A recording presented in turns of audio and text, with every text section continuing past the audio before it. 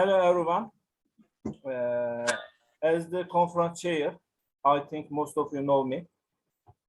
I would like to say welcome and thanks so much for joining us at the 5th London International Conference. Dear guests, participants, and member of organizing committee, we will start with our keynote speaker and go on to succeeding sessions. Today's conference has 10 presentations, more than 15 authors from 4 continents, actually making this conference a truly international conference. First of all, I would like to introduce Professor Askerov. He is from United States. He works on peace and conflict resolution. Actually, he is a peaceman. Thanks for him coming and joining us. And I am giving microphone to him to make his speech. Yes, Professor Askerov, please, the place is yours, please. Thank you so much. Do you hear me well? Yes. Okay, greetings everyone, ladies and gentlemen, dear colleagues. Our world is full of beauty, but it is also full of violence and conflicts. There are plenty of paradoxes in every realm of our life: human relationships, state politics, human and environmental security. And those who read the newspaper and listen to the news every day are likely to lose hope. This is because of the typical problems of our time. I know it's not fun to start my words with such pessimistic notes, but this is the reality, and we must make ourselves aware of the problems, most of which we create or we ignore. The good news is that conflict and cooperation always go together. One may trigger the other. Now it's the time to consider our human security policies to make people and the world safer. Let's consider some of the problems that we have today, we face. It's for a while now that the scientific community speaks about global warming and climate change that threaten the future of humanity. Some species are disappearing or endangered, sea levels are rising, glaciers are melting, and global ecosystem is collapsing. These are some of the problems that need to be addressed seriously, but solutions are undermined by consumerism. Maybe human wisdom can help solve the associated problems, maybe not. However, it's time to acknowledge that most problems are the result of human greed and consumerism. Let's look at the political systems of our time. Okay, systems change from time to time, of course, but how about our times? Have you ever wondered how many failed, oppressive, and autocratic states exist in the world today? The ways the state machine oppresses people is very clear in different parts of the globe, like the Middle East, Far East, Southeastern Asia, or Africa. Just imagine for a second, colleagues, how complex the world political affairs are due to despotic regimes and regimes that try to maximize their utilities in every way, by any means. One of the worst problems today is the restriction of human freedoms and violation of human rights. And this happens in very different corners of the world. Violation of human rights are everywhere. In this sense, we witness that some democracies are no better than autocracies. We witness human rights violations even in the United States. You remember, recall from the past years. When it comes to protecting the rights of indigenous peoples or Aboriginal peoples, the picture is gloomy again. The indigenous cultures disappear gradually. Records show that one language dies every 2 weeks. If we do not address the problem of language loss, more than half of the languages will die out probably in the next 100 years. Why distinctive needs and interests of ethnic and cultural minorities have been downplayed by mainstream views. of law and politics. Zhirinovsky's ideology-smelling claim that no place is being left on the planet for the white person is very cynical today. Let's remember that with the demise of the Soviet Union, some 3 decades ago, people started to speak about globalization and borderless world. Today, however, we are witnessing how concrete walls are being erected between countries and how an iron fist prevents those fleeing from war and violence. On the other hand, some forced migration movements have proved that even the best economies can't survive without borders. It's ironic that in the late modern times, water and sanitation are another problem that millions of people face. Evidence shows that almost 1 billion people worldwide lack even a basic drinking water service, including 144 million people who are dependent on surface water. Globally, at least 2 billion people use contaminated drinking water or water sources. And this is very dangerous for their health because contaminated water can transmit diseases like diarrhea, cholera, dysentery, typhoid, polio, etc. Hunger is another worst problem of our time, which should hurt everybody's conscience today, but we don't see that, right? It does not always happen. The world produces enough food for the entire population of our planet, but I can say that every 9th person around the world go hungry each day. So this is 1 in every 9 people. Only one of the reasons for this is associated with war and conflict. Yemen's ongoing conflict, for example, has led to over half of the country, which is approximately 17 or 18 million people in need of urgent action in the absence of ongoing humanitarian food assistance. Regretfully, public policy is also poor public policy, bad public policy is also everywhere. It's omnipresent because they are not developed by states, by people. Those who want to develop good public policies are prevented by corruption, systemic problems, structural violence, wrong policies, corruption, poor investment. All these often lead to hunger and poor quality of life. Today, we clearly see that in order to successfully address the security challenges of our era, of our time, it is necessary to develop completely new public policies, right? So human beings and human needs should be put at the center of all policies. All careers, any career that people develop are available to young people should put human needs and human security at the center of those careers.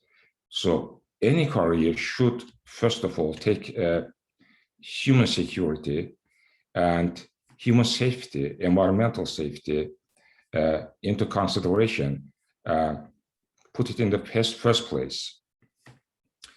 That's why new consideration of public, human security policies and public policies are very important. So I would say the new problems can't be addressed effectively through the application of old methods, which are provided by state and international organizations and state institutions.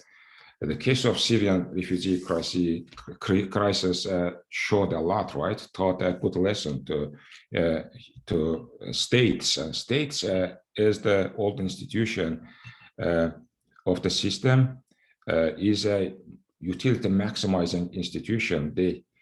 Most of the states available in the world, they act according to the principles of realism, right? And not say values of morality, for example. They try to maximize their utilities by any means. And that's why we say the world politics is still state-centric, and it needs to be shifted to a new stage with the focus on human security that entails the preeminence of human beings. And I'm gonna wrap up soon. Human security has both national and international security aspects. And this gives superiority to human beings and their complex social and economic interactions. And human security entails the shift from traditional state security to the security of people, individuals. And its ultimate goal is to protect human beings against traditional and non-traditional threats like war, terror, diseases, hunger, abuses, discrimination, etc. So that's why central to this approach is the opinion that human security deprivations can undermine, as a matter of fact, peace and stability within and between states. As of today, the main question should be related to how to prevent humanitarian crises before they break out. It should be preventive. We shouldn't try to address conflicts, problems after they break out, but we should try to prevent them before they break out. And we should prevent them just instead of trying to manage them, because managing is another problem and very costly. So they shouldn't, as a matter of fact, emerge. And we gotta make public policies in that direction. And I would say all this security-related problems emerge from the damage to human security, which is important to discern to understand new challenges at global level. And to address human security effectively, we should understand that this can reduce all types of security risks. It's about human security, but that's related to all securities, including state security as well. Therefore, every career available to young people, to all people, must include elements of human security in its philosophy and inner sense. And this will, you'll see it positively affect both human and natural environment, thereby making life in the world meaningful, safer and enjoyable. I'll stop here. Thank you.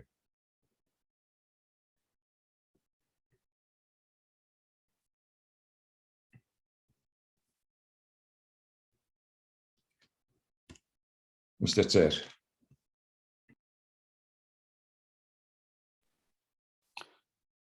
Thank you, Mr. Askerov. You enlightened us. I think we are all in danger, right? Definitely, everybody is in danger because the world is in danger, and we gotta approach this problem creatively. All the institutions can't address and handle the problems, all the problems created by the institutions themselves. There is a huge structural violence almost everywhere. When we speak about structural violence, we speak about primarily state violence, government-based violence. And even if there are creative people with creative minds that want to address the problems that we face, all types of problems. When I say human problems, human security, I also mean environmental security, because they are interrelated. They are tied to each other by organic ties. One affects the other. And when creative minds try to offer some solutions to the problems, if the state or government interests are in danger, they use every possible way to prevent those kind of creative solutions or approaches, etc. So that's why relying on structures, government, states is not enough today. It's sometimes even not a good idea.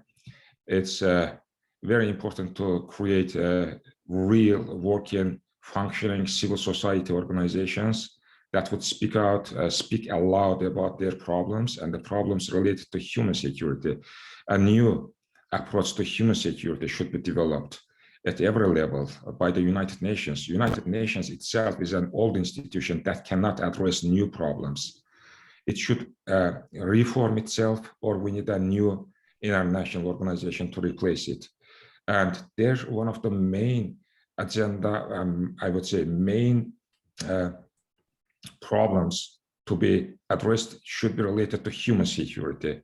Again, human security has a very wide meaning, which is related to state security or tied to, interrelated to environmental security, even I would say security in our relations, not necessarily about our health, but about our well-being in all sense, every sense. That's why it's a very important concept that people gotta pay attention. That's why I say when we create careers, develop careers, or choose careers, we gotta keep in mind that at the center of those careers should be the notion of human security. Thank you.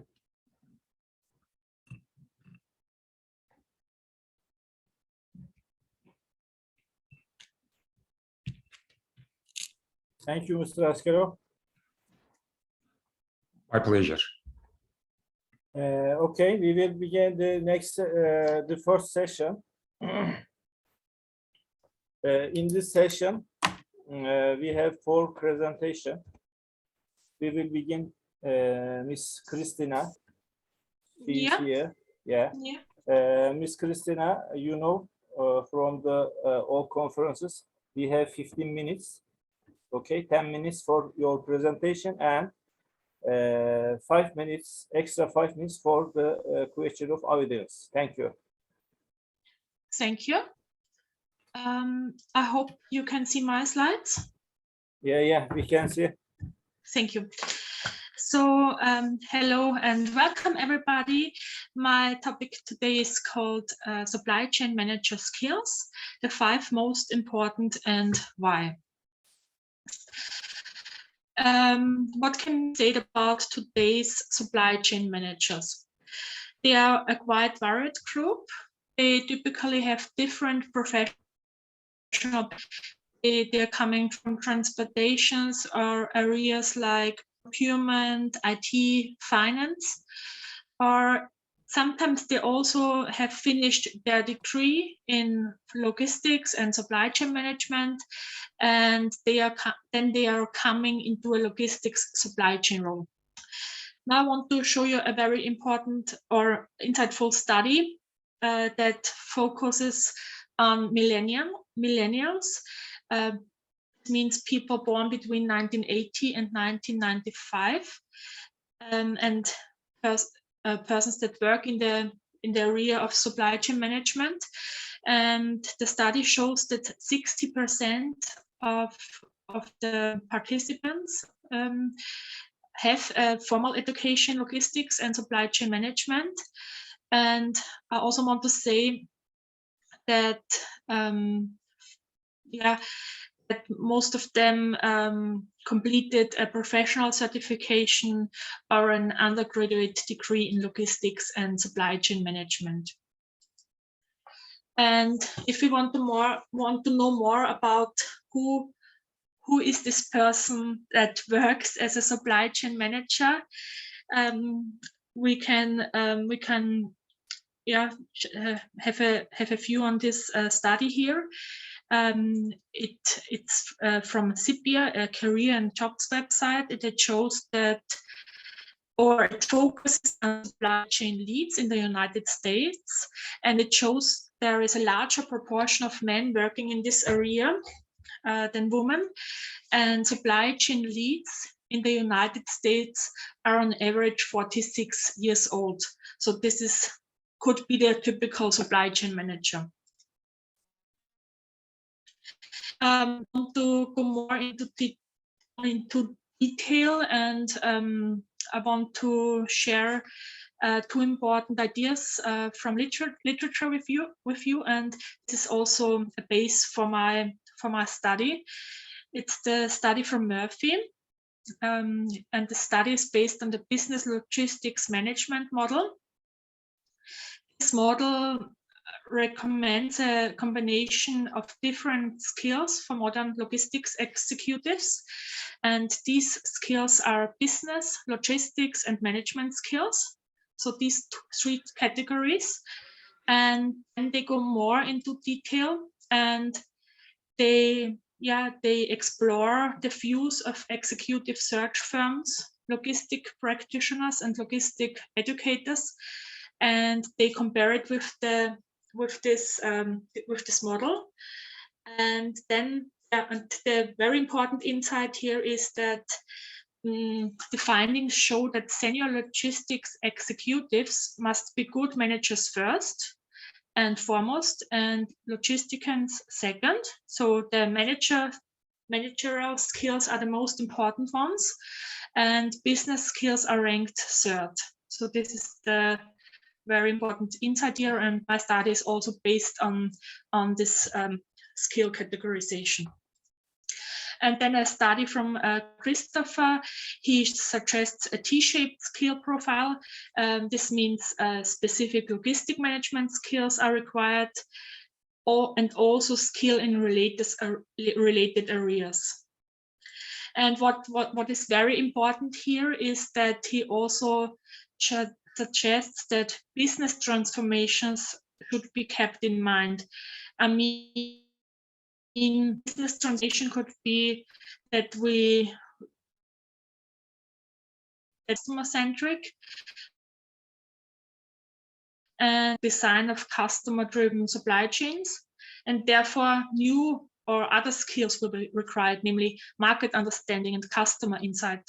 So when we talk about supply chain manager skills, we should always keep in mind that there could be business transformations, and this will require new or other skills. So as I said before, my study is also based on these two works I've talked now, and I will undertake a survey that compares the views of recruiters that recruit across the entire supply chain spectrum. And in addition to that, I will undertake an analysis of current job postings. And these two approaches in combination will provide a fuller analysis. So, and I will do this study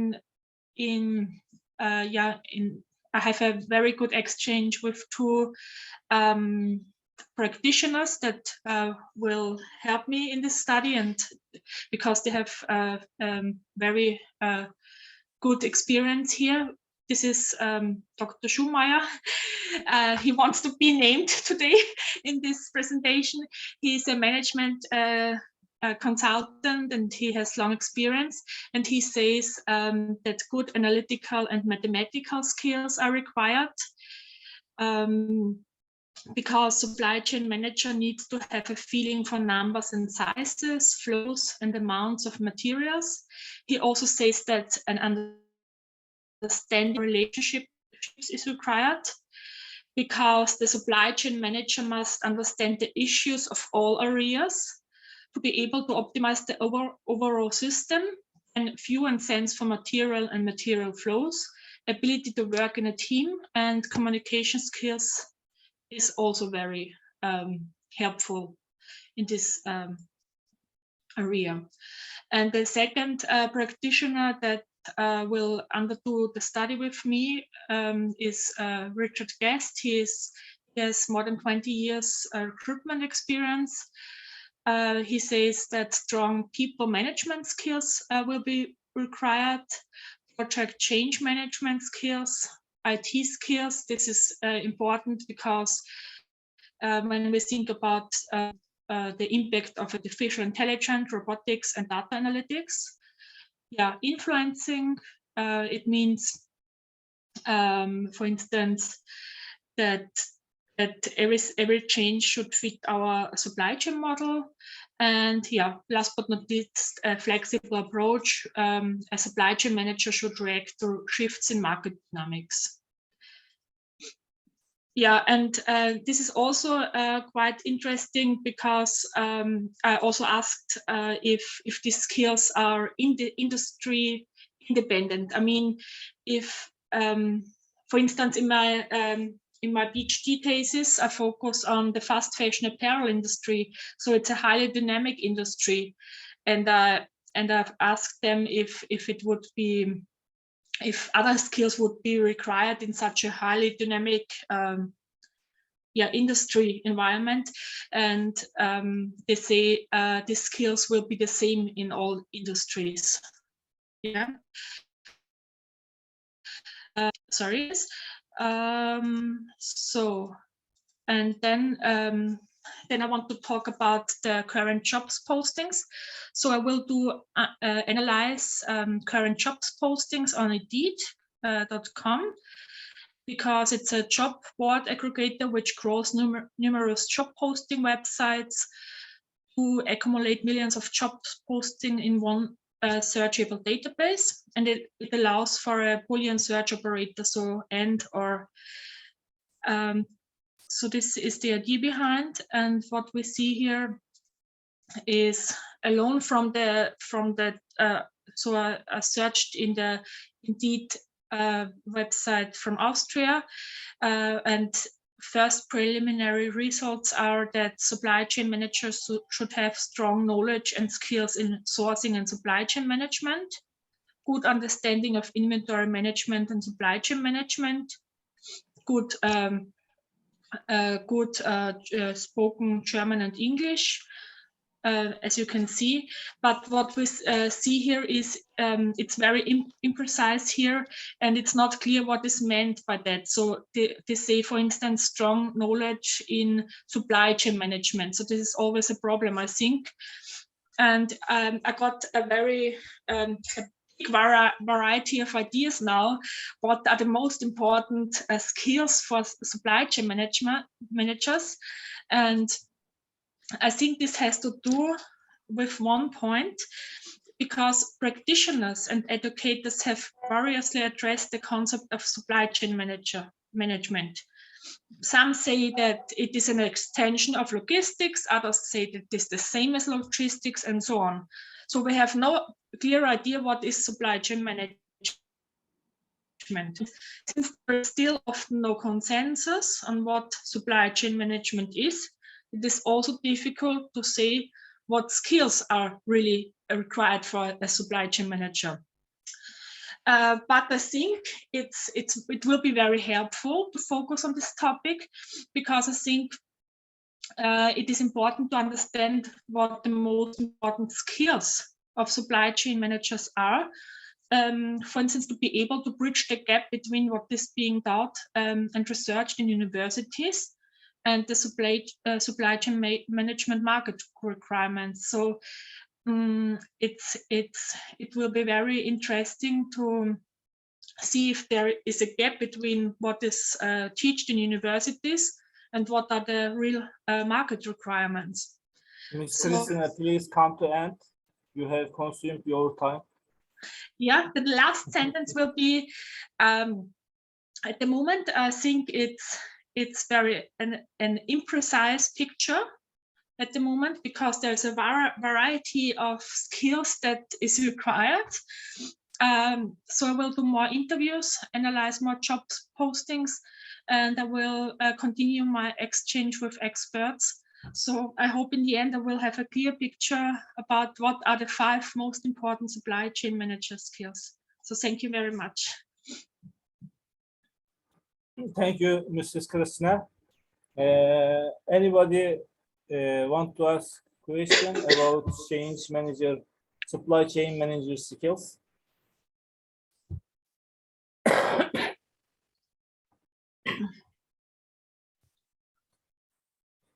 Nobody?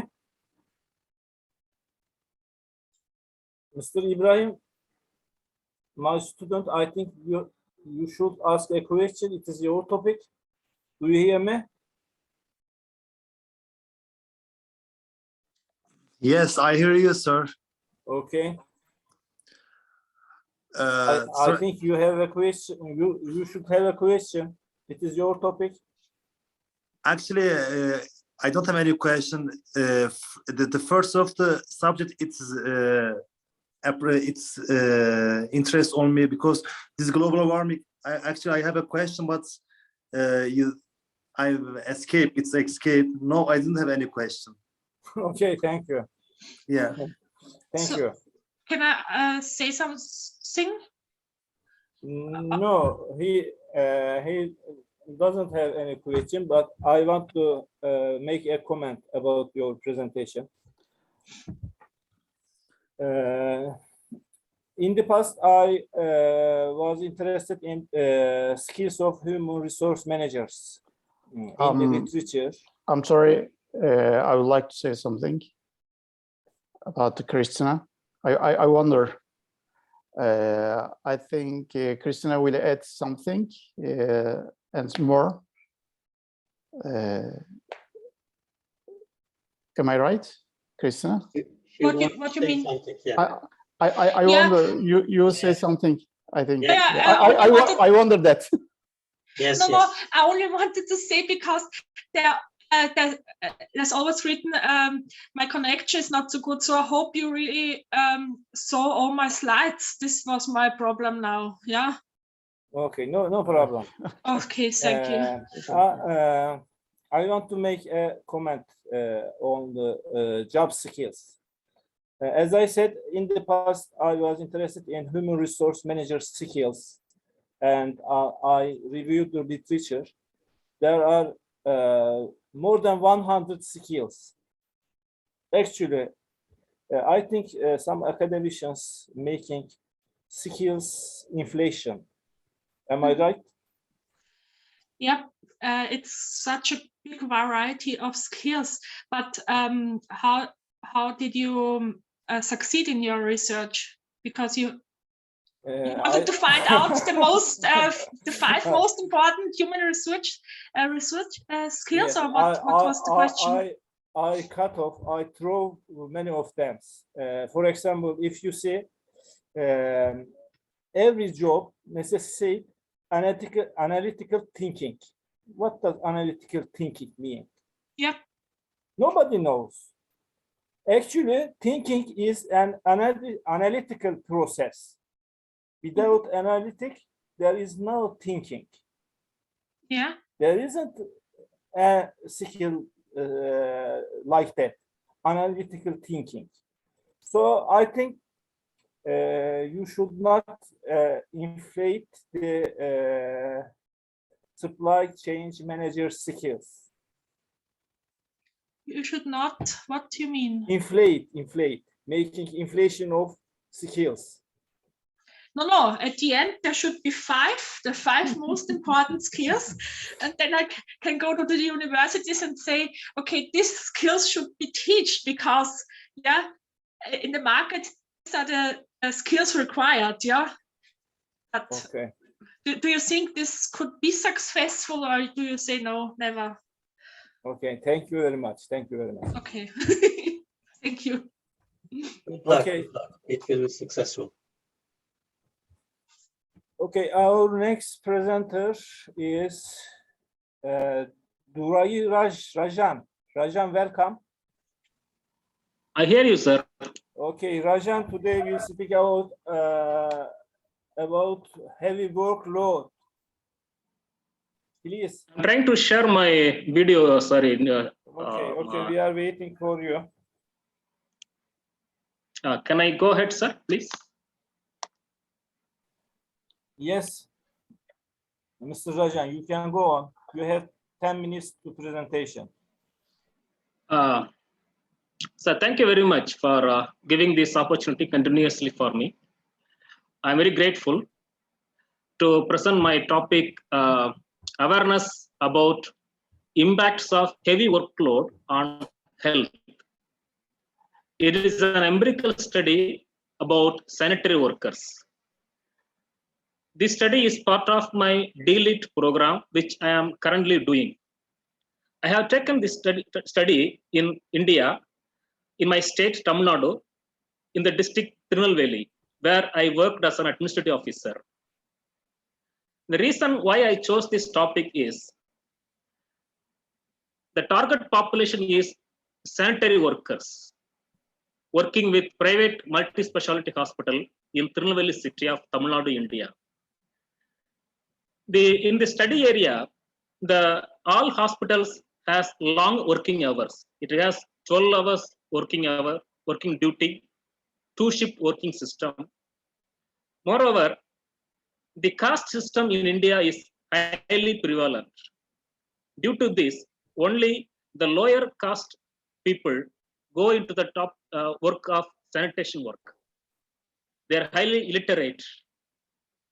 Because of this reason, they do not know how to manage the work first. Second, utilizing their illiteracy, the hospital management exploit them. They allocate heavy workload, multiple works at the same time, without appointing adequate manpower. Due to the illiteracy, the sanitary workers do not know how to assertively deny when they are allocated heavy workload. So, continuously, these sanitary workers are doing heavy works, high workloads, which affect their work health very heavily. Just I wanted to know how far they have known about their health. That is, when the heavy workload, when they take, how it affects their health. I wanted to study about these issues. That is, this study comes in that way. I have seen, when I worked in the hospital as administrative officer, I have seen huge absenteeism in the housekeeping department, especially due to the heavy workload. As I said, 12 hours working duty and 2-shift work system, when they continuously do the physical work without the support of machineries and support leadership style, they get very soon tired and they get all health-related issues such as headache, sleeplessness. Due to this reason, they do not come to the duty next day. When they continuously do this, get heavy workload, their health heavily affected. But moreover, in the hospital sectors in the study area, the employees are not given enough salary according to the workload they take. Due to this reason also, they get absenteeism very soon. Moreover, the organizations do not show any interest to educate them about how to manage their health when they are given huge workloads. Due to all these factors, the employees fall in sick very often and get absenteeism. So, over a long time, the employee turnover also happens very highly. When employee turnover happens, again, the lack of manpower happens. Again, the huge workload fall in the existing employees, which leads them to do heavy workload again. So, based on this observation of mine, I undertook this research.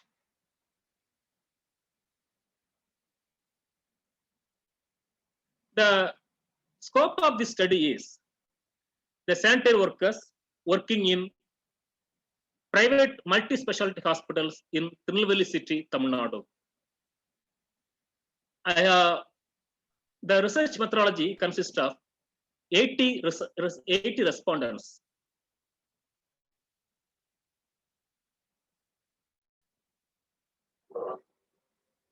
So the objectives, as I said, I wanted to study about the perception of sanitary workers towards various impact of heavy workload on their health. Scope, as I said, I chose 80 sanitary workers working in private multi-specialty hospital in the study area.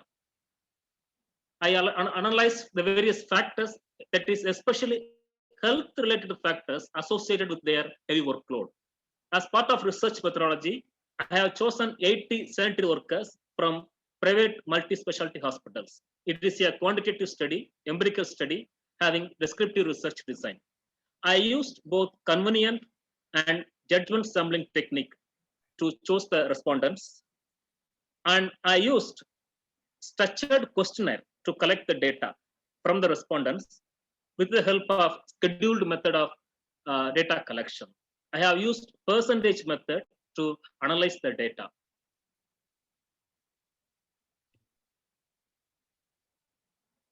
As part of interpretation, majority of the respondents are women employees. They have occupied 64%. They are in between the age of 35 and 40 years. Majority of them are married they have the work experience between 2 and 4. They get the salary, they receive the salary between 7,000 and 9,000. I chose 12 health-related variables to know their awareness about how this heavy workload affect these, influence these health-related factors. First factor is tiredness, how much knowledge they have. Majority of them, they said they know somewhat that heavy workload causes tiredness. The second factor is weight loss. Majority of them said they know little about that heavy workload causes them weight loss. But as far as stress, depression, panic, and irritation, majority of them said they do not know anything that heavy workload causes these health-related factors. And majority of them said they know very little about that heavy workload causes them generalized body pain. But majority of them said they know very less that joint pain happens due to heavy workload. At the same time, majority of the respondents said they do not know anything that heavy workload causes issues in appetite. Majority of them said they little know that heavy workload affect their sleeping and giving them old look of appearance in the very young age. But very surprisingly, many of them have said they do not know anything that heavy workload causes them respiratory problem, diabetes mellitus, hypertension, cardiovascular disorders. As I said in my statement of the problem, illiteracy is the main reason. In India, lower community people from lower caste mainly come to sanitation workers. They have been uneducated for many generations. So that because of their submissiveness, because of their illiteracy, many organizations exploit them, giving more workload with less salary and without any proper education. Moreover, the leadership style also, leadership approach in the study area also is not very admirable. They are very autocratic in nature to get the work from the sanitation workers. Due to all these factors, they not only get mentally, physically affected, they also mentally they get affected. So I conclude that majority of the respondents have less knowledge about the health-related issue, which is caused by heavy workload. As part of recommendation, I recommend to the hospital authorities that they should give them vigorous health education to the sanitary workers and leadership training. The managers should take very appreciable leadership training. They should know how to allocate the work to the employees, analyzing their health status, understanding their previous experience. Moreover, the managers should try to get the reduce the working hours. In majority of the hospital, as I said, they have 12 hours working shift. The managers must be fair and neutral in allocating work areas and workloads. They should allocate equal workload to all employees without any discrimination. They should give them enough salary according to the workload they are assigning to the employees. Because, as I said earlier, manpower lackness is the dominant factor in the study area. So when the employees are allocated heavy workload, more workload, they should be compensated according to the work they are assigned. Moreover, management should ensure adequate manpower they have. They should try to fill the vacancies as soon as possible once the employees leave from the organization. Moreover, to satisfy the employees both mentally, Mr. Rajan, you have consumed your time. Welfare facilities and also ergonomics training should be given to get them do the physical work in the simple way and easiest way. Thank you, sir. Thank you, Mr. Rajan. Any question to Mr. Rajan about heavy workload? Can I ask a question, please? Yes, sir. Yes, Please. please. Yes. Mr. Rajan, thank you very much for your precious presentation about heavy workload, that having the general problem of human beings nowadays, or for this century especially.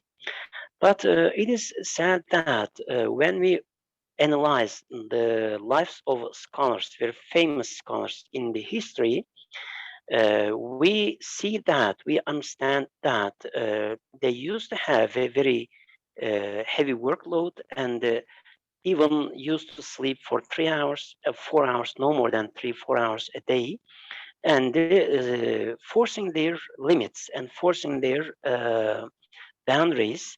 And after that, they became very famous. We can say that, excuse me, scholars, worldwide famous scholars. So how can we keep the balance between heavy workload and at the same time to be able to produce a lot of things that we can contribute the human beings or the industry or the civilization? Thank you very much. So thank you. The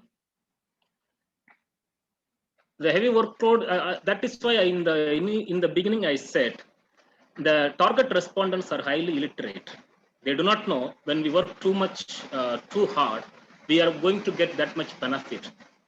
As I said, they are highly illiterate. They have come from lower community background. They do not know how to manage. They get fixed salary. Is in case of middle-level managers, top-level managers, we know the higher we work, more benefit we get. Because of the illiteracy, because of their using their lower community background and their illiteracy, most of the organizations exploit them. They get more benefit from them without paying them enough salary. That is why I justified in the statement of the problem. Illiteracy and lower community background is the main reason for this heavy workload being allocated to the particular group of employees in India. I hope I have given you answer.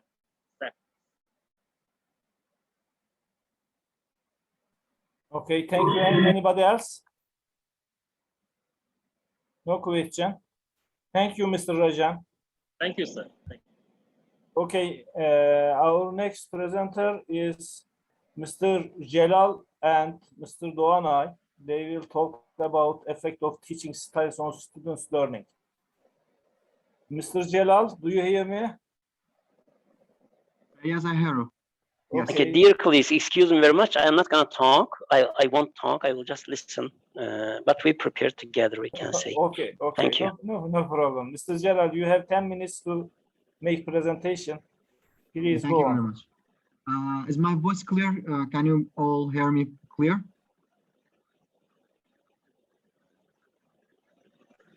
Yes, it's clear. Okay. No Okay. Very problem. good. Very good. So today I'm going to talk about the effects of teaching styles on student learning. This is actually a part of my master thesis that I'm working with Dr. Doganay. So we have prepared this presentation for you, and I'm going to be talking about the different styles of teaching and how they affect student learning. So the purpose of our study is to see which kind of styles affect, or which kind of style is the best for student learning, and how can students benefit from those lessons that are given by a different instructor. So we know that there are a lot of styles, there are a lot of ways to teach a class, but we have focused on only one part of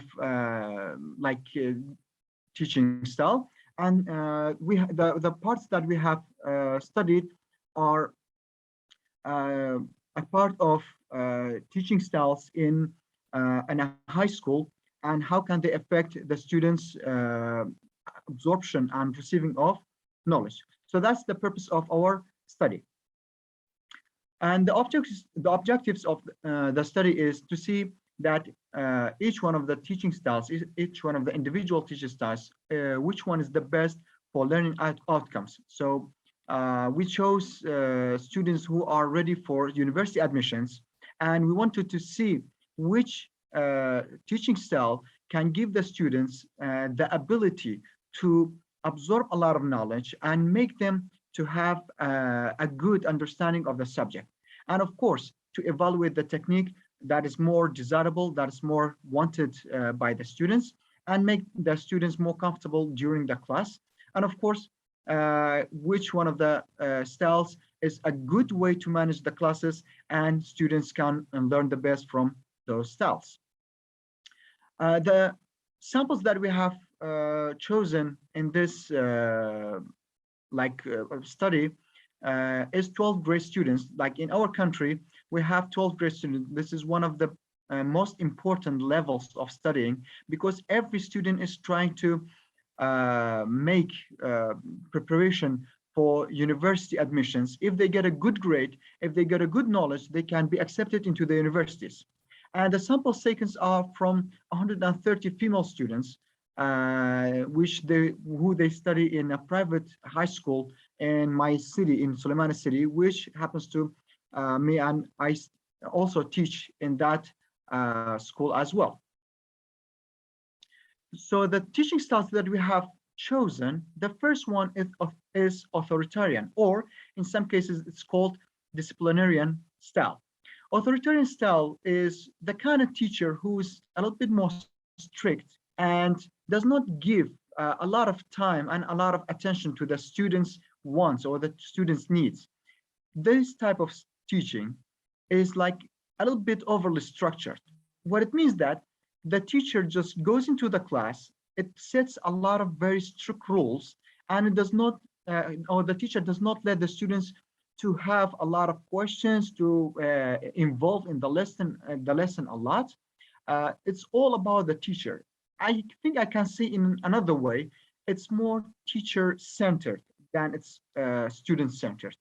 The amount of involvement in this class is a little bit low compared to the other teaching classes. So that's the first one.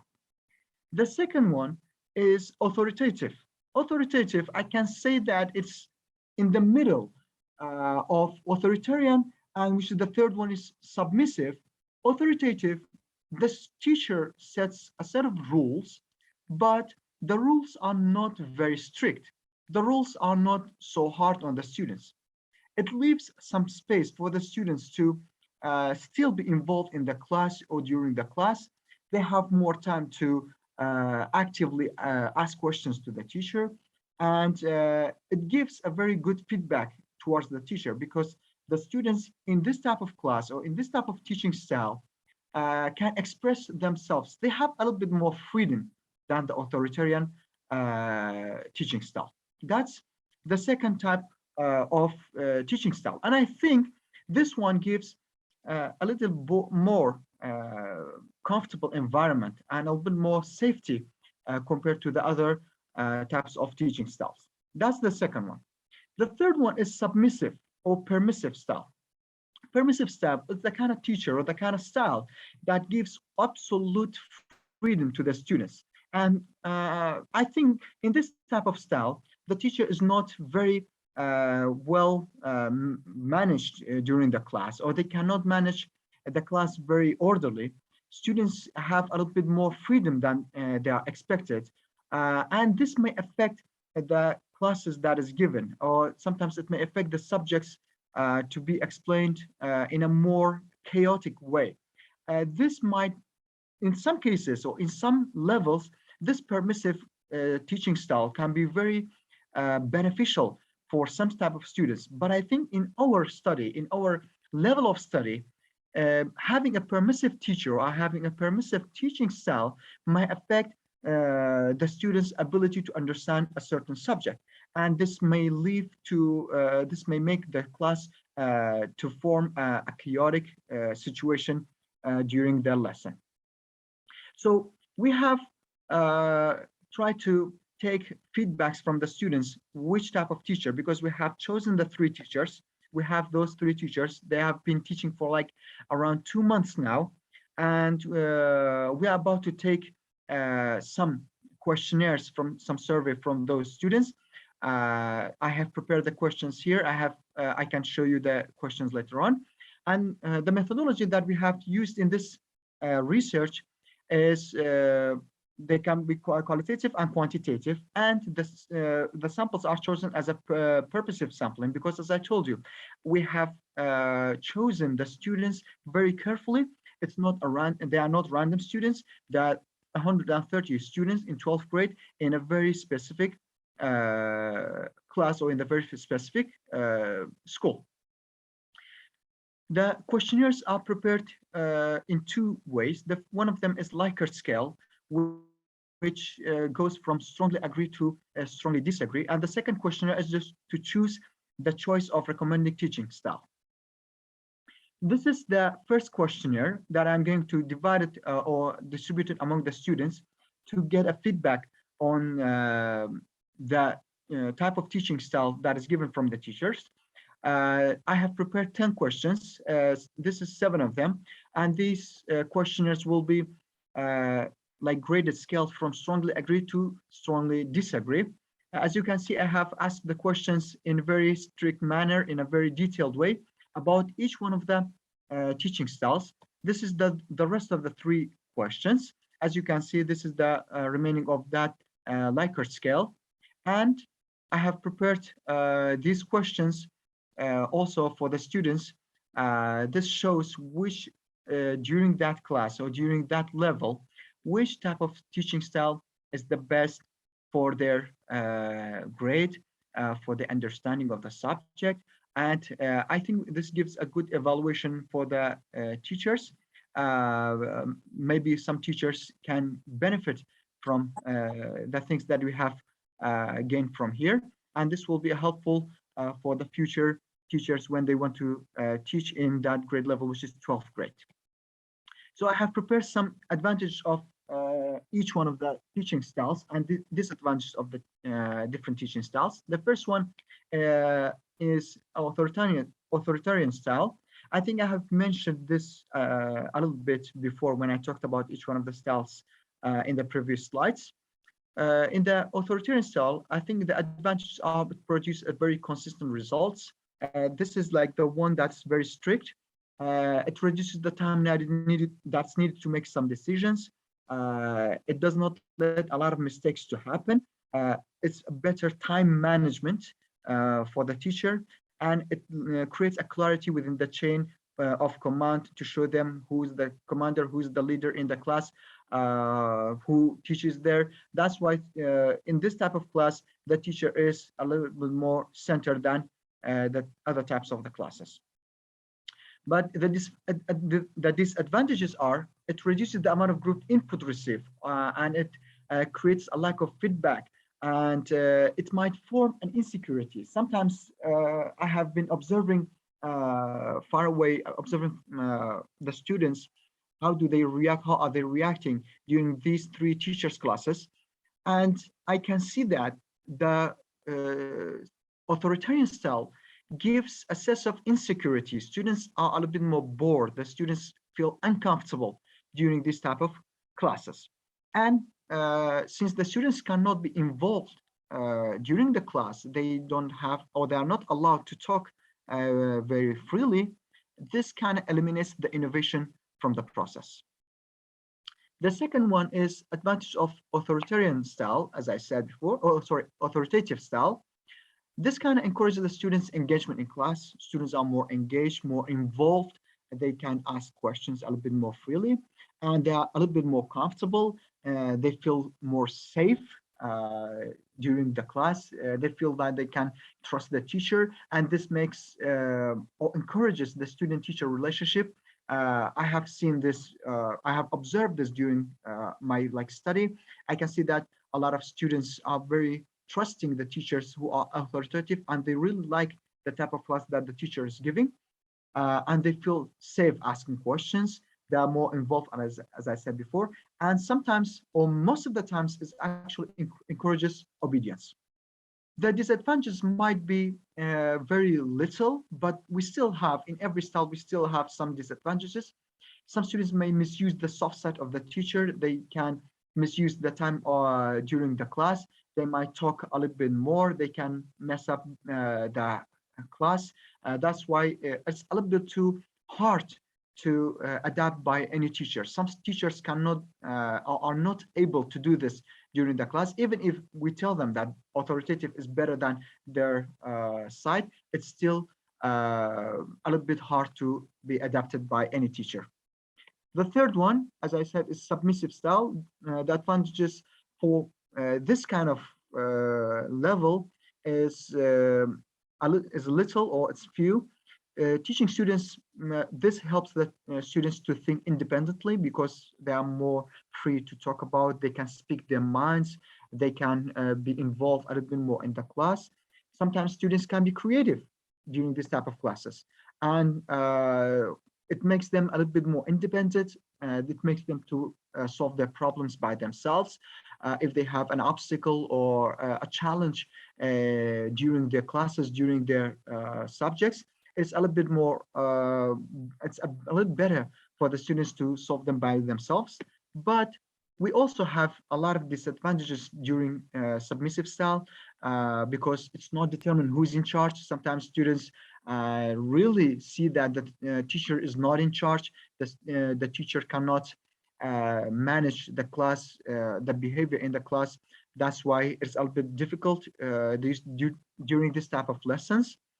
And this might lead to a negative behavior by the students. The students can form a chaotic environment, and they can make a lot of noise, a lot of problems during the class. As I said, it becomes noisy, difficult to concentrate. Some students, if they want to understand a certain subject, because of the noise, because of the chaotic environment in the class, they might not understand the specific subjects. And as I said, like in the first one, in authoritarian one, it's overly structured. But in this one, I think it's very difficult to create a good structure Mr. Jalal, of the lesson. summarize, please, in brief. Thank you very much. I'm actually at the end of my slides. I think I timed it very well. Thank you for listening. Thanks for your time. Okay, thank you very much, Mr. Jalal. Any question to Mr. Jalal about education, our problem? Yeah, can I ask one question? Yeah, sure, please. Sorry, at the beginning I did not really understood, because you told me you've chosen different teaching styles, yeah? Yes, yes. But are these teaching styles that you've chosen, yeah, are these the most important ones that are used most often in today's classrooms, or what is the idea behind? Actually, there are a lot of teaching styles, but as I've seen, since I have chosen my audience before, at the beginning I've chosen the students. I looked at that I have the 12th grade students, and I pay attention that the best way to differentiate between teaching styles are those three, to see that like which one is the best for these students. Like we have a lot of other teaching styles, like using technology, using other stuff, but during this class, all of the teachers actually use technology. All of the teachers use the same type of teaching. That's why it's very difficult to choose other types of teaching style. This is the best one for seeing like which one affects them the best. So you had participants first, this class, yeah, yes, yes. And then you said, okay, we'll choose these three teaching styles. Yes, of course. Okay, thank you. You're welcome. Any other question? Yes, Mr. Yakup. I have this question. Okay, Mr. Jalal, thank you very much for your presentation. We benefit from it. We have benefit from it, and it is our, I think, general issue, because we are all colleagues and we are all academicians and teachers at the same time. And we might have or face these kinds of problematic situations. So to be able to overcome these situations, which teaching style is the most preferable one for you? This is the first question. And the second question is, excuse me, friends, you continue, please. I'm listening and talking to somebody else at the same time. The other question is, Mr. Jalal, excuse me, there's a confusion here. at the same time I'm doing something else too. The other question is, nowadays, you know that there is student-centeredness is on. So how can we keep the balance or interrelate student-centeredness and the teaching styles or teacher-centeredness? To what extent, to what percentage we can use each of them? Thank you very much. So in my preferred way is the authoritative, because I didn't choose myself as one of those teachers, even though I'm teaching those students, but I didn't choose myself. I have another 3 teachers teaching that. And the best one is actually the authoritative. As I can see during this type of class, this level, authoritative teaching style gives the students a better relationship between the teachers and the students. Students are more comfortable during this class. Students are more able to ask the question. They are not afraid. They are not scared. But in the others, one of them is very strict. They are afraid from the teacher. But in the third one, the teacher has lost all management during the class. That's a really big problem. The teacher cannot manage the time. Sometimes teachers face problem finishing the curriculum during the given time. So that's my preferred one, which is the authoritative. For the second question, I think for a balance between teacher-centered and student-centered is that to set up some rules, but they are not very strict, and try to imply those rules. For example, I'm one of those teachers, I want to think that I'm authoritative. In the beginning of every course, in every class, I set up some very good rules that you should do this in class, and I am doing this, and you are allowed also to do this. I'm also giving them the freedom of asking questions. That's why I think that this is a way to keep a balance, to give some freedom to the students, help them to achieve their goals, give them a voice, help them to understand the subject. That's one side. And I give all my attention to the students, and also I implement my rules during the class. And I think that's one of the ways to keep a balance between those 2 categories. Thank you, Mr. Jalal. Please unshare your screen. Stop sharing your screen. Okay. Please. Okay, next presentation is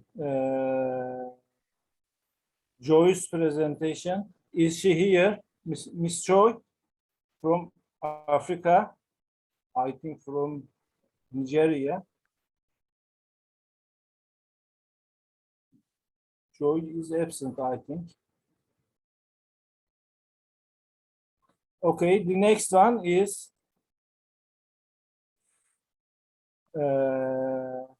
future career of information technology by Mr. Eroglu. Mr. Eroglu, please. The place is yours. Yes, thank you. Thank you very much. This presentation actually, you have 10 minutes. Yeah, I know. You say always. I keep in memory. Okay, thank you. Let me brief some information about this presentation because this presentation belongs to anyone else, but unexpected things she couldn't join us right now. I will present instead of her. Let me say about information technology and the technology's career, what is going on this position, because of the changing life standards and developing new technology brings us into the technology. And also technology literacy is most important. Finding a job is a challenge for new generations. They must determine what careers are available, what their interests are, and what skills they need to develop. Not only in IT sector, but also the all sectors related into technology. And the fundamentals things, numerous resources are available to help people to sense of their interest and skills of the future career. We collected 5 competences. The one of them is managing resources. This includes the money, space, materials, and steps. And the other one is working with others, the teamwork. Teamwork skills is the most important for the people who works with the together, associated with the communication skills. And the other one is managing information, the ability to acquire, evaluate data, and use technology, and to process information. The other one is understanding systems, the ability to understand social, organizational, and technological systems. And the other one is utilizing technology, apply technology to specific tasks, and maintain troubleshoot technologies. So at this presentation, we will include this ability, the skills, but the main focus is information technology. What are insights? And we also focused on cyber technology, cyber security for individual and institutional life. The career degree of titles, there are some career titles in the IT, computer science, computing and networks, and game design, information technology, networks, and software engineering, a little bit some career titles. First of all, the fundamentals of information technology divide 2. One of them is hardware and the other one is software. So hardware, everyone has got some devices, their hands and their home and their office and everywhere. And many of the devices is related with the IoT device. So integrated to internet and intranet position. The software is also the most important because there is no software, there is no any importance of the hardware, no important device. Operation system, applications, and all Unix software is the most important. As we look for the hardware, this career is changing because the hardware, when you purchase some device, this device comes to end and changing day by day. So demoed rapidly because of the developing software technology is trash, goes to trash, the device. So how is changing the hardware career? Device repairing is expensive because of spare parts prices, but devices are cheaper to change to new one. Everyone changed to new device, not to repair. Repairing is very expensive and not to do. And the other things is the software development. Software development is a very open future career. Aspects of the software engineering career in future, there are many opportunities works in independent and common project team. You may be inside very independent position, and you also share the project team. there are too many project demands of software. All thinkers who wants to something has a project. Software engineers create them and being inside. And also every day developing technology needs to new software integrate to the other society. And creating new products every day, software engineering needs to process, protect them.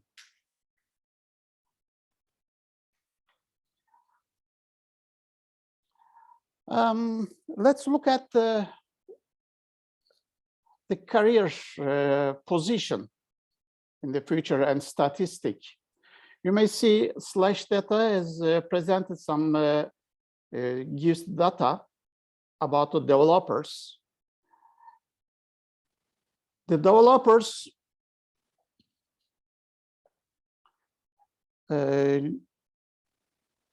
is number going to reach 45 million within the following 10 or decades years. The last year, 26 million or 26 million software developers there are, but now is repeating more.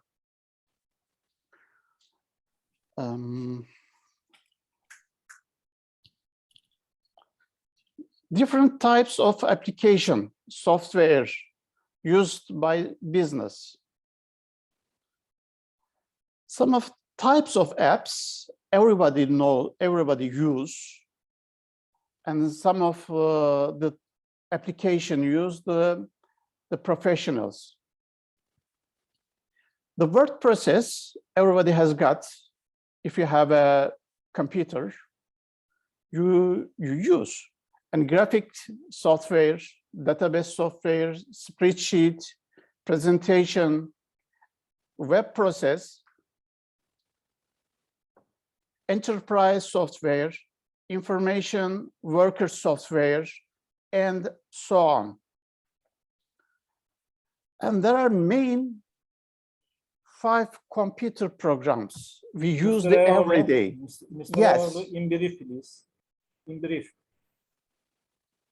Okay, sure. Everybody has got Microsoft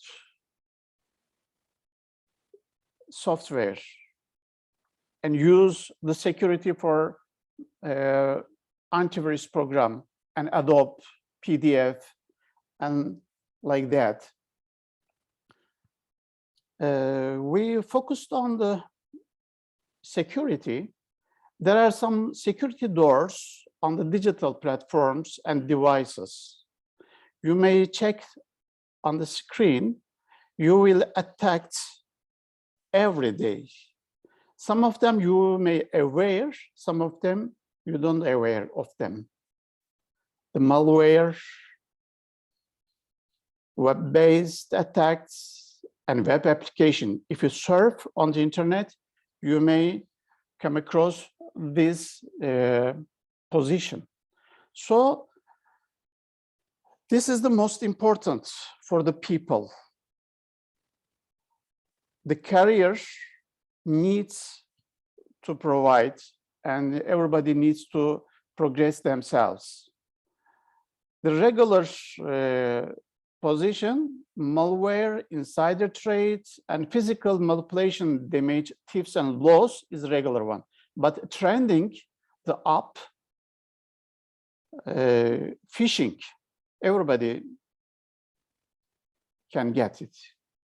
And botnets, ransomware, and also. Let me look at the market. Let me check the market.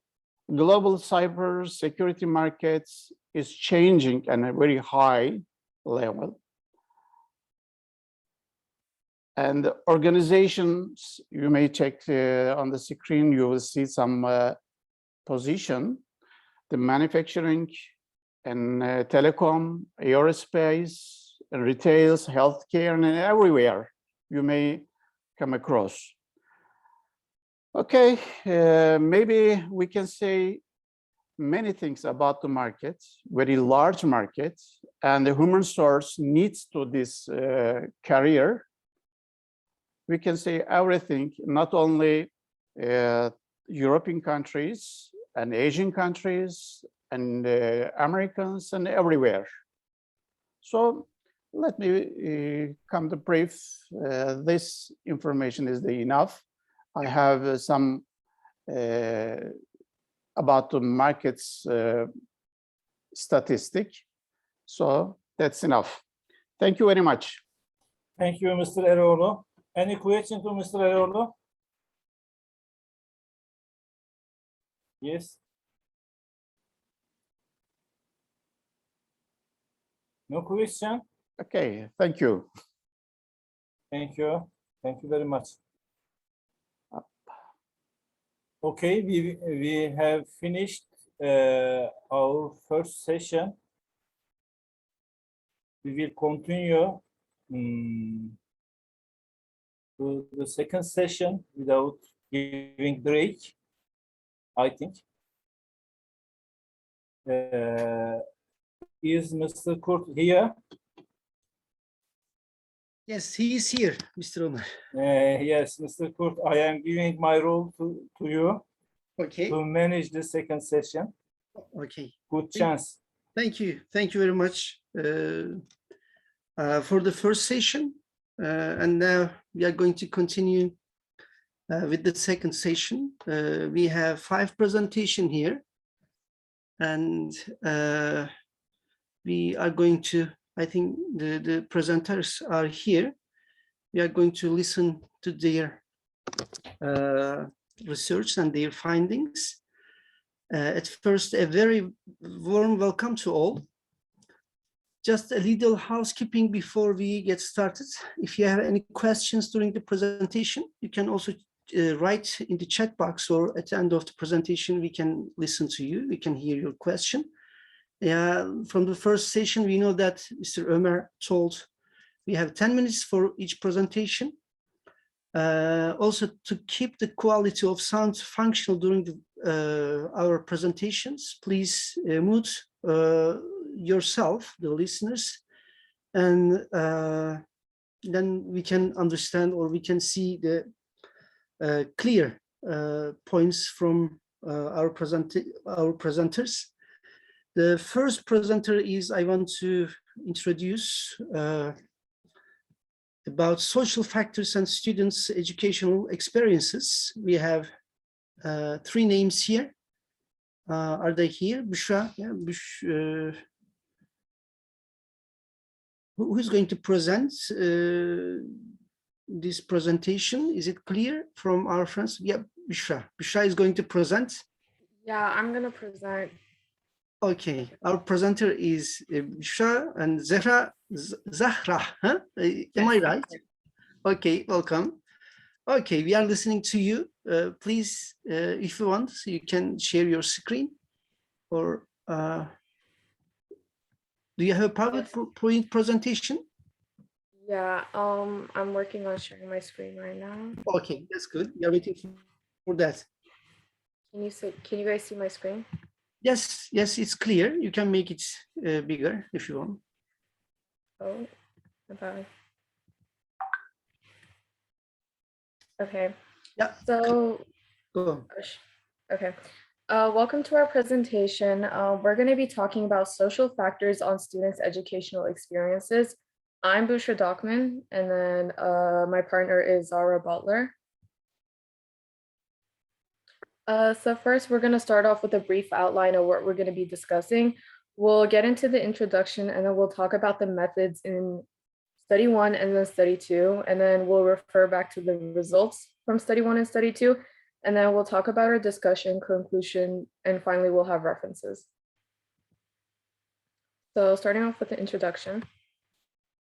Learning environments that are engaging and interactive can have positive long-term effects on students by educating them and allowing them to form social relationships with other students in structures leading to students successfully achieving the course's learning objectives. However, with the unprecedented rise of the COVID-19 pandemic, many schools all across the world shut down and moved their lessons online. As a result, this caused many students to lose motivation, be less engaged in social relationships, and be more stressed about school and the current state of the world, which led to overall restrictions in pursuing education and an increase in the amount of students who want to drop out of school entirely. Researchers have recently been conducting studies to analyze the extent to which certain factors affect students' education.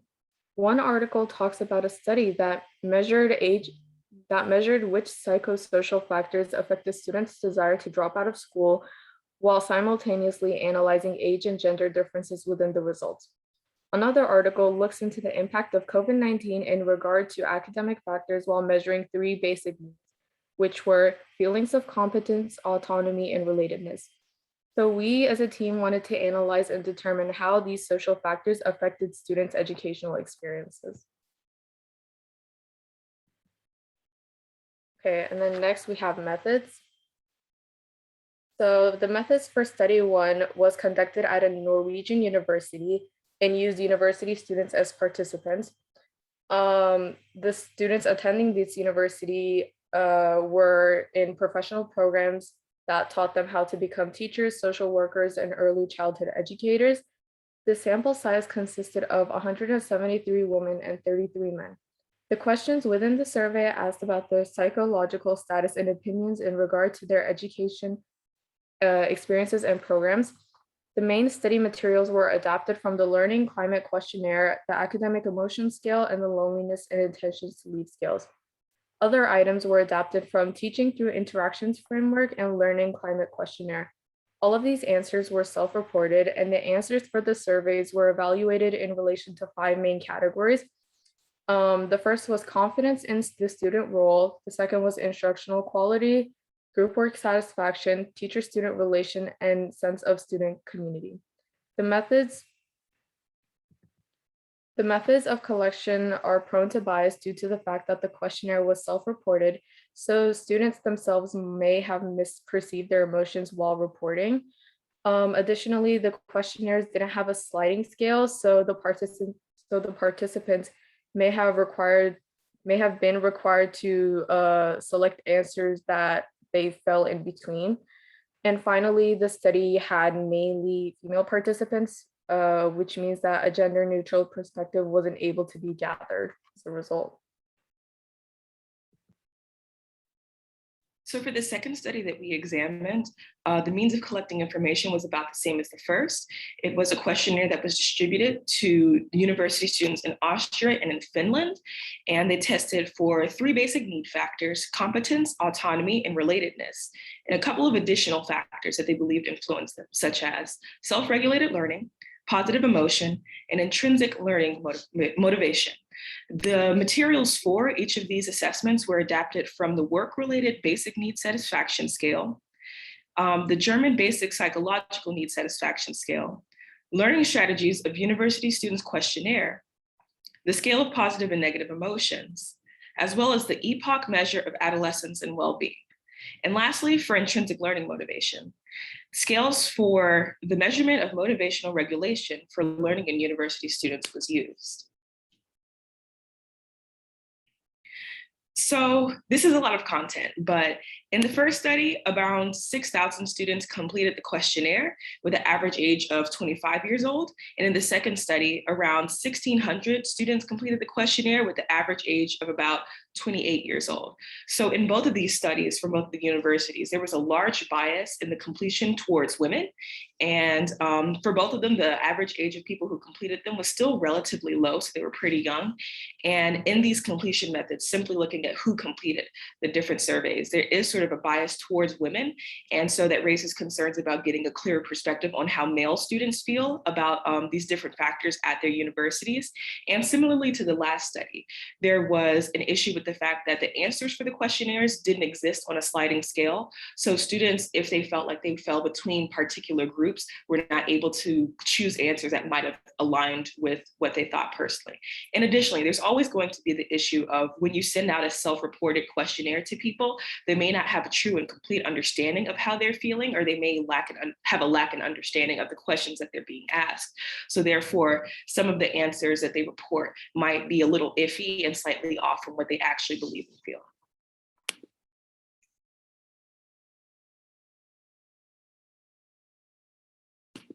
So going into the results, for study 1, there was a strong positive relationship between student-teacher relations and instructional quality, and this was paired with a strong negative correlation for a sense of student community and loneliness. There was also a high positive correlation between testing emotions and learning-related emotions. Additionally, instructional quality, learning-related emotions, test emotions, and loneliness had a significant contribution in the variance of a student's intentions to leave, with learning-related emotions having the strongest impact.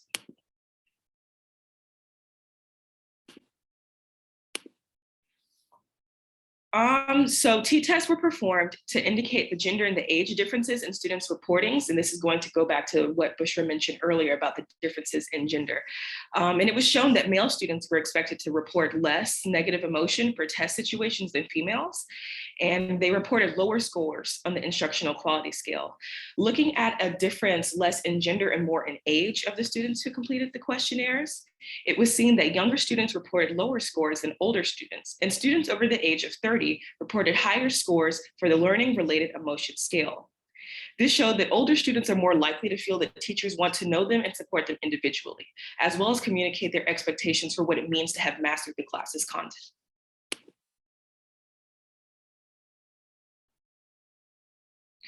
So going into the second study, the results weren't as straightforward and on the head. There were a lot of different complications and different relationships present between the studies done in Austria and the studies done in Finland. So in both, autonomy was a positive predictor for intrinsic learning motivation. In Austria, it was also determined to have a small negative prediction on positive emotion, but in Finland, it was said to have had a positive prediction instead. Finland's results also saw a small positive relatedness for positive emotion onto intrinsic learning motivation as well as positive emotion. But in both studies, self-regulated learning positively predicted learning motivation with a slight negative prediction for positive emotion in Austria. Continuing into the results for this study, in the Austrian study, competence tended to be the most significant predictor for outcomes, whereas in the Finnish study, it was the most important determinant of positive emotion.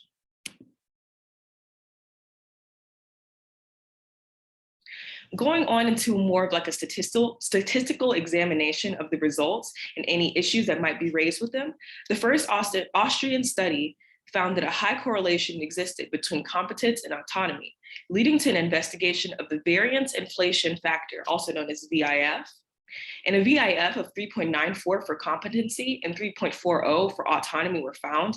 This raised concerns about the reliability of the data because some people argued that you needed to have lower VIF numbers in order for the data to be significant or for it to be taken seriously. And there was a little bit of an issue there with determining, well, is this too low or is this too high?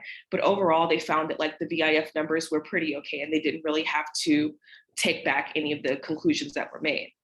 But even then, for those who are more conservative academics and believe that VIF numbers need to be lower than what was reported, they suggested that these conclusions be taken slightly with a grain of salt.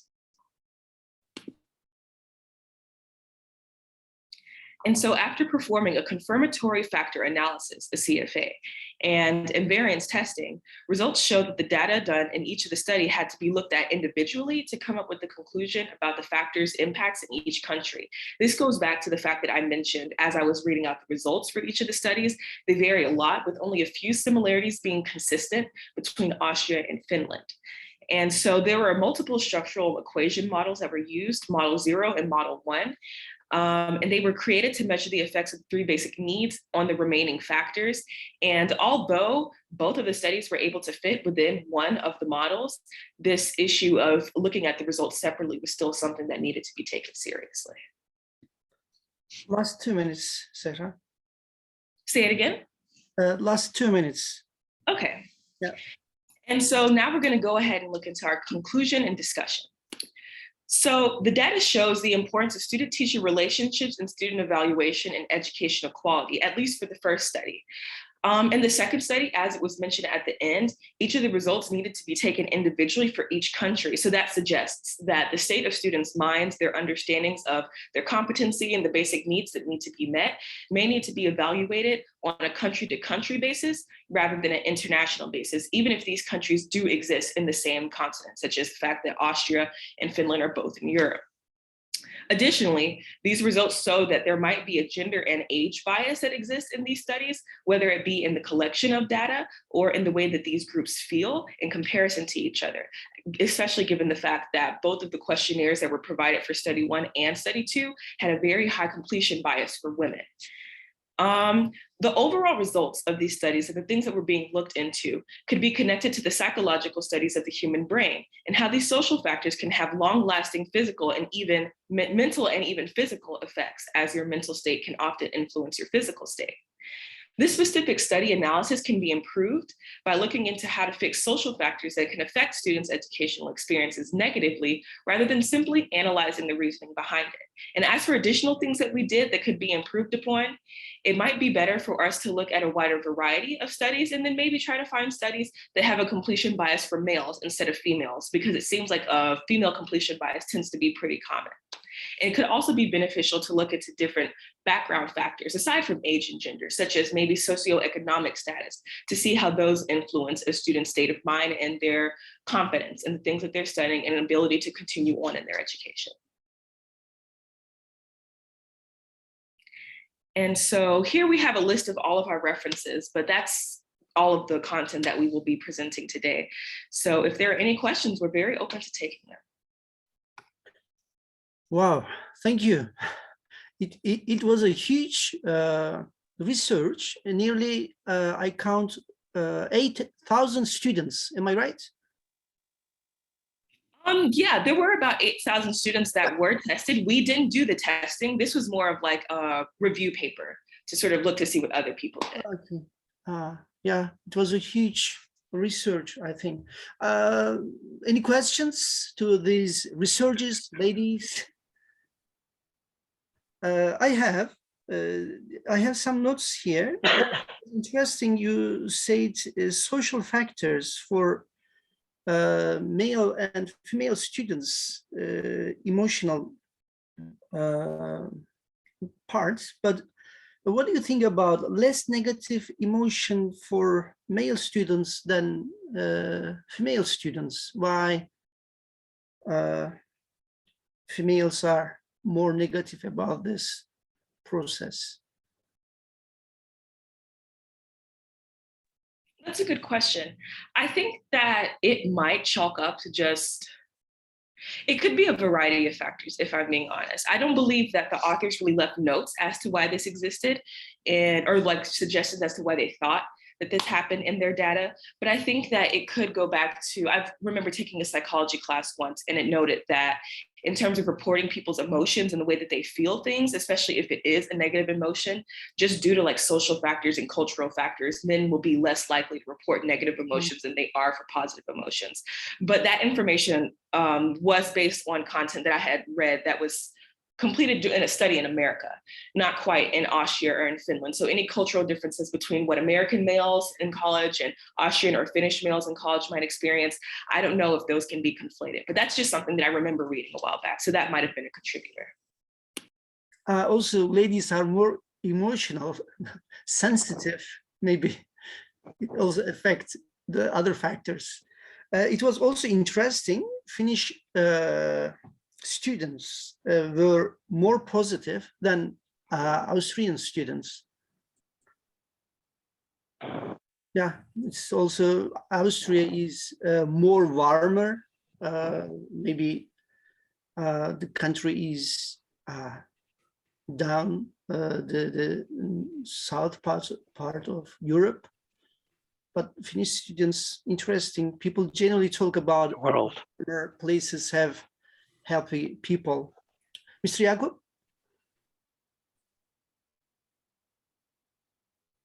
Please let her answer her question, your question first, and after that, I want to ask a question if possible. Okay. Zahrah, do you have anything to say about why Finnish students are more positive than? I was going to say something about that. I think I don't really necessarily know why the students themselves are more positive, but I know that Finland as a country was reported to be one of the happiest countries in the world, along with a few other Scandinavian countries. And I read this somewhere else as well. This doesn't necessarily have to do with the study, but I do know that in Finland, the education system is better, while compared to like the education system in America or the education system in other European countries. For example, students, they go to school fewer hours a day. I think they only have school until noon or something, and then they have their learning environments are like more engaging and interactive and hands-on. So I think that might be like a reason why students there are happier and more involved in learning. Yeah, okay. Thank you. Mr. Yakup? Dear colleagues, Busra, Dokmen, and Zahrah, thank you very much for your impressive presentation. I benefit from it a lot. I'd like to ask a question to you. In general, we are all colleagues and the teachers, and our aim is in general to be able to enable our students to learn better and to be able to get learning outcomes better from our students. So from this point of view, it's sad that students are students everywhere. This is one motto that we have, even at the age of 60, for example, when they sit at the desk and they become automatically, or they have the psychology of students being, for example. And how would you explain this one, saying that students are differentiated depending on their climates, depending on their countries? And the other question is, at what ages especially, or stages of education, primary education, secondary education, or higher or university education, students are more affected by external motivations and motives for them? This is my second question. Thank you very much.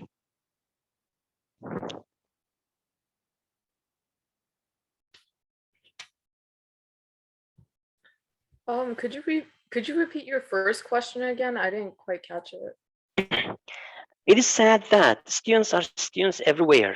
For example, from my own experience that I have had for my whole life of teaching anyway, I used to motivate my students to be able to answer my question. For example, when they answer my question, I used to give them, still I give bonbon, for example, some candies, and after that it works out everywhere. And it has worked out in Kazakhstan, Kyrgyzstan, Turkey, Russia, and even in France, for example, it has worked out. So students are students. When they begin to sit at desk, they automatically get the psychology of being a student. So it is sad that students are students everywhere. This is my first question. Do you agree with that? Or from country to country, how can they be differentiated in terms of using motivative motives? This is the first question.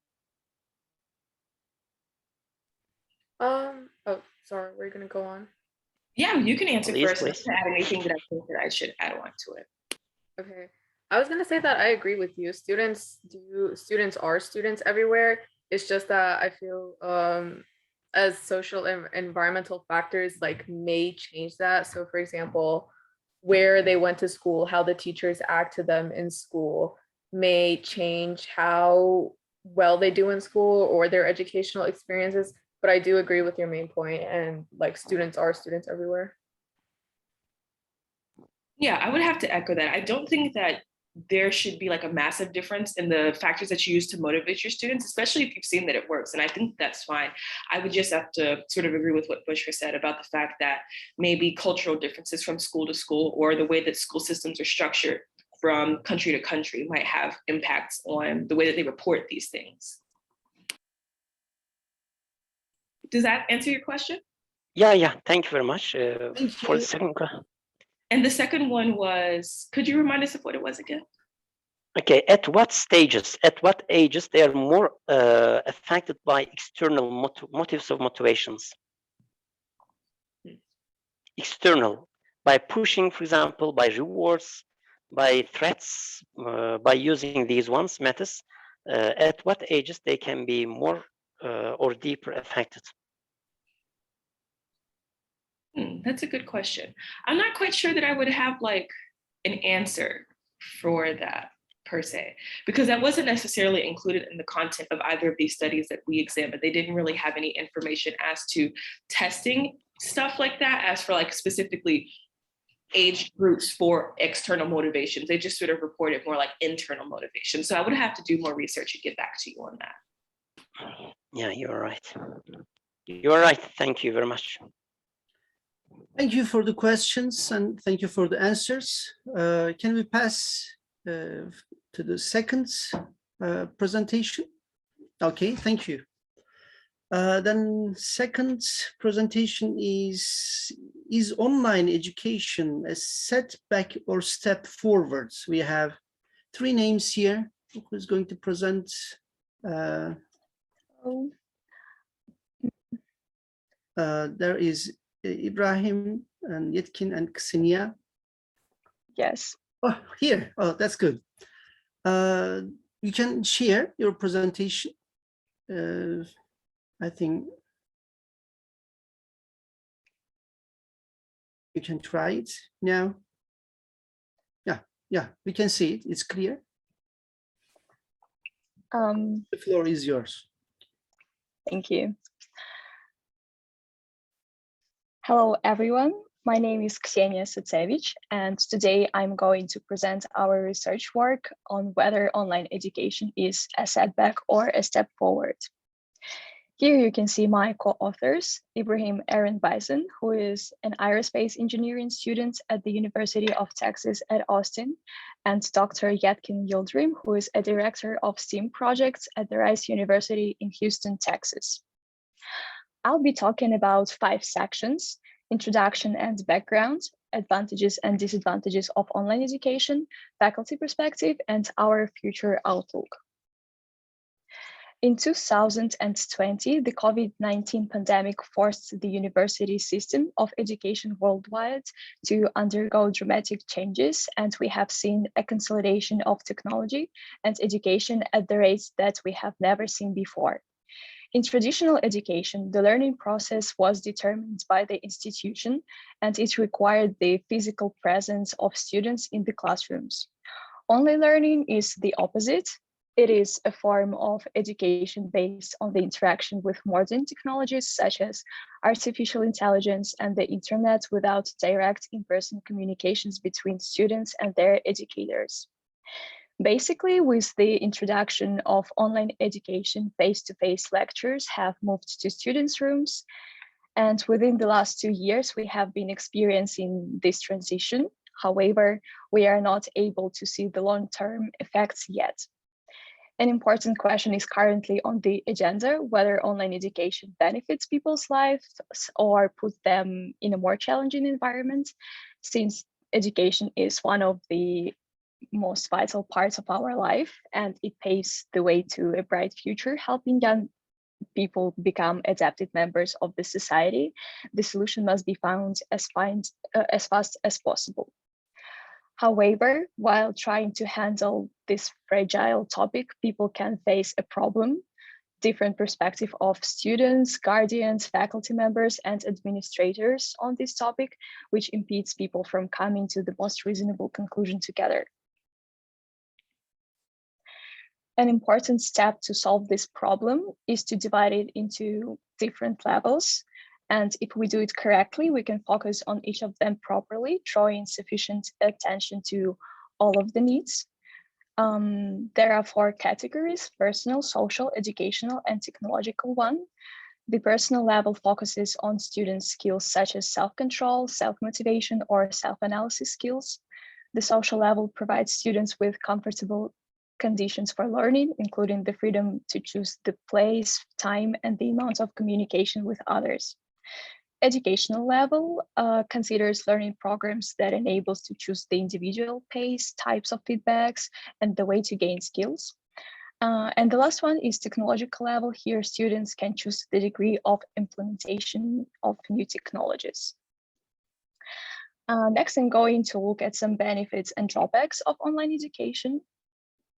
Here you can see the list of potential benefits like combination of different learning styles, improved attendance, personalized learning, and so on. But I want to highlight two of them. It is convenience and flexibility. As we can see from the figure on the right, 84% of students in the survey reported that they value these benefits the most. Convenience is caused by the optimization of the learning process and assistance provided to students according to their needs. Automation gives a solution on how to raise the effectiveness of the learning process. For example, the natural language processing technology reduces errors and professors' efforts while checking students' homework and tests and also giving feedback. Also with optimization, the learning process can be adjusted to different kinds of students. For instance, students with disabilities can review lectures, use created subtitles, and have the necessary technological equipment while studying. Flexibility makes online education accessible anywhere on the globe, allowing students with geographical, time, and physical constraints to learn with additional conveniences such as choosing between types of gaining knowledge or setting on pace of studying. Unfortunately, there is also the other side of the coin, and there are a great number of detriments too. There is a list of detriments like plagiarism and cheating, overwhelming information, reduced reliability, and so on. I also want to focus on two problems: mental health issues and lack of self-regulation skills. During the pandemic, 60% of students faced psychological issues with anxiety and stress, partly because of the lack of interaction and privacy threats. Teacher-student and student-student interactions were affected, making it harder for students to meet new people through an online system and make connections with their peers. And for professors, it was much harder to understand whether the material is comprehensible without looking to students' eyes. Unfortunately, the digital world cannot create a fully safe environment for students when they share their personal information in order to conform their identities. They become more vulnerable. In order to study online, students should possess some relevant self-regulation skills to achieve their best, like attention, concentration, and time management. Students may perceive professors more like actors in the distant stage, which makes the learning process seem more like a monotonous movie. The next section is about faculty perspective.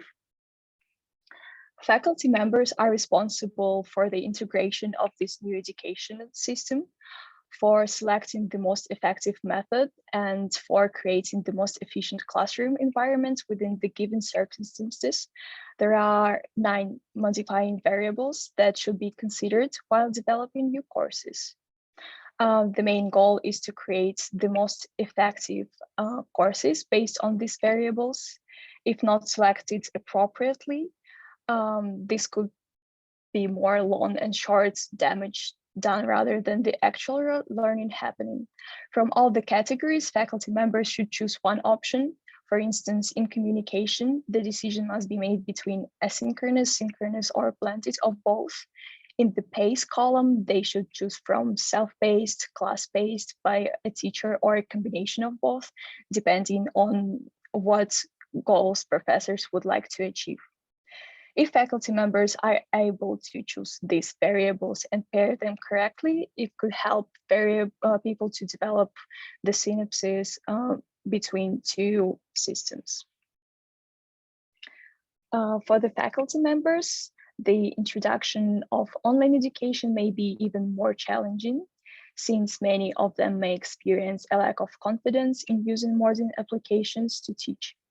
Apart from learning how to update materials, properly measure results, give feedbacks, assess the learner's needs, they have to make their courses more effective by creating new types of content to raise students' encouragement and motivation while studying, which requires even more creativity and ability to use modern technologies.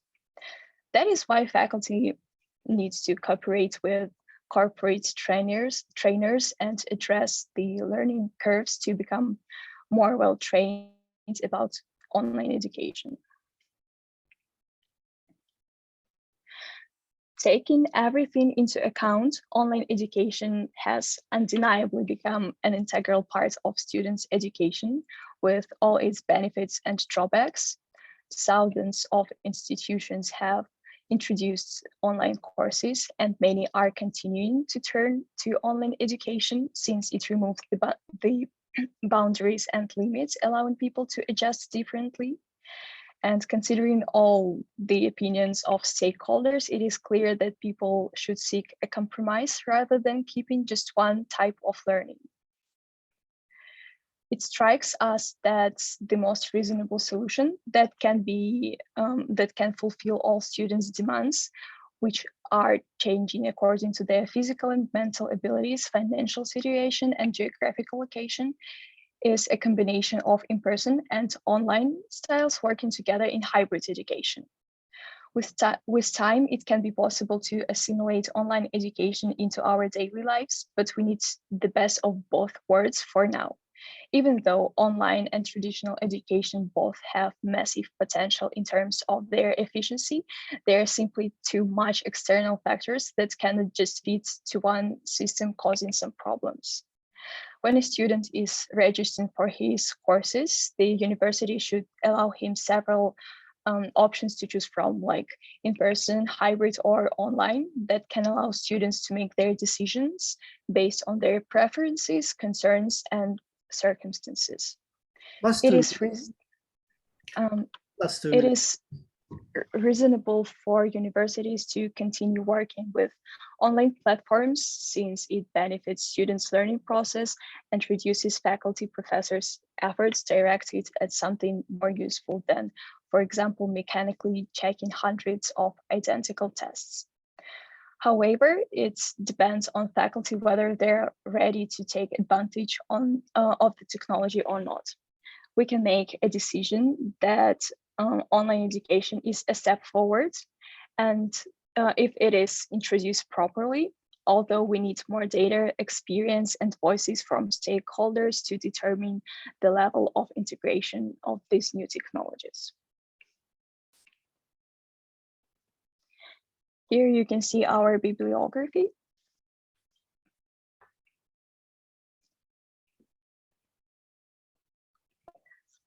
Thank you for your attention. Feel free to ask any question that you have. Thank you very much for good timing at first. Any questions for the second presenter?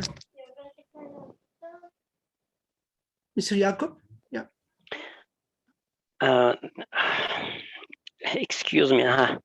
Excuse me very much. Thank you very much for your impressive presentation. Yeah, this is on the one hand the problem of educators, but on the other hand, it might be solutions and advantages, maybe some ways out for this COVID, we can say, and globalization of COVID at the same time. My concern here is for offline education, we have got lots of research done in this area to be able to motivate our students and to be able to lead our students, to be able to manage the classroom, for example, and to be able to use teaching methods to be able to make teaching better and more effective.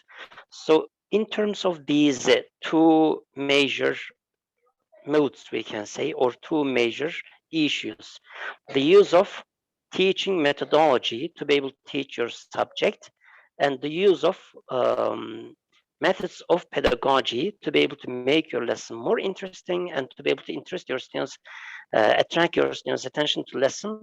What could we do? Thank you. Would you like to go ahead, Ksenia? No, go. Okay. Ahead. So by offline education, I'm guessing that you're meaning a traditional type of education where the student is present in classroom while the educator, the teacher, or the professor is actively teaching the material, right? Yes, by offline, yes, when the students are present in the classroom, that you are interacting with your students face to face. And you can use methods of pedagogy, we can use methods of teaching your subject. For online education, how can you apply these ones to be able to make your lesson more beneficial, more profitable, and more interesting and engaging, etc., etc. Thank you very much. So one thing that Ksenia did mention is it is too early for us to make a proper decision. There are too many stakeholders in this conversation, in this topic of discussion, for us to be able to come to a sensible solution within the reasonable time frame. And because this is something that is a fragile topic, this is our education, our future per se. It is something that we need to think through. First of all, this problem is not it's not a theoretical problem, it's a practical problem. We can't just go ahead, read articles or do research and find a solution for this. We need real life experiences. We need to talk with people with actual real life experiences and come to a conclusion like that. Also satisfy government's education policies, their needs, the institutions' expectations of teachers, the students' expectations of the teachers and themselves. Meeting those is something that's really complex. It's like a 1,000-piece puzzle that we can't just simply do within 1 hour. Right. Now, going back to your question, the current situation that we're in with COVID-19 and education, it's like a treadmill. The educators, faculty needs to keep up. They can't just stay on the treadmill, because if they do, they will fall off the end. They need to keep up with the pace of the treadmill so they can continue. Now, we're not necessarily providing many solutions for that, but what we're saying is we need to take best of both worlds. We need to make compromises in one end and compromises in the other hand. That is how we can achieve what we idealize our education to be. And our education, that term is constantly changing, so we can't necessarily put a definition to it, right? Look, 5 years ago, it was going to school in person every day.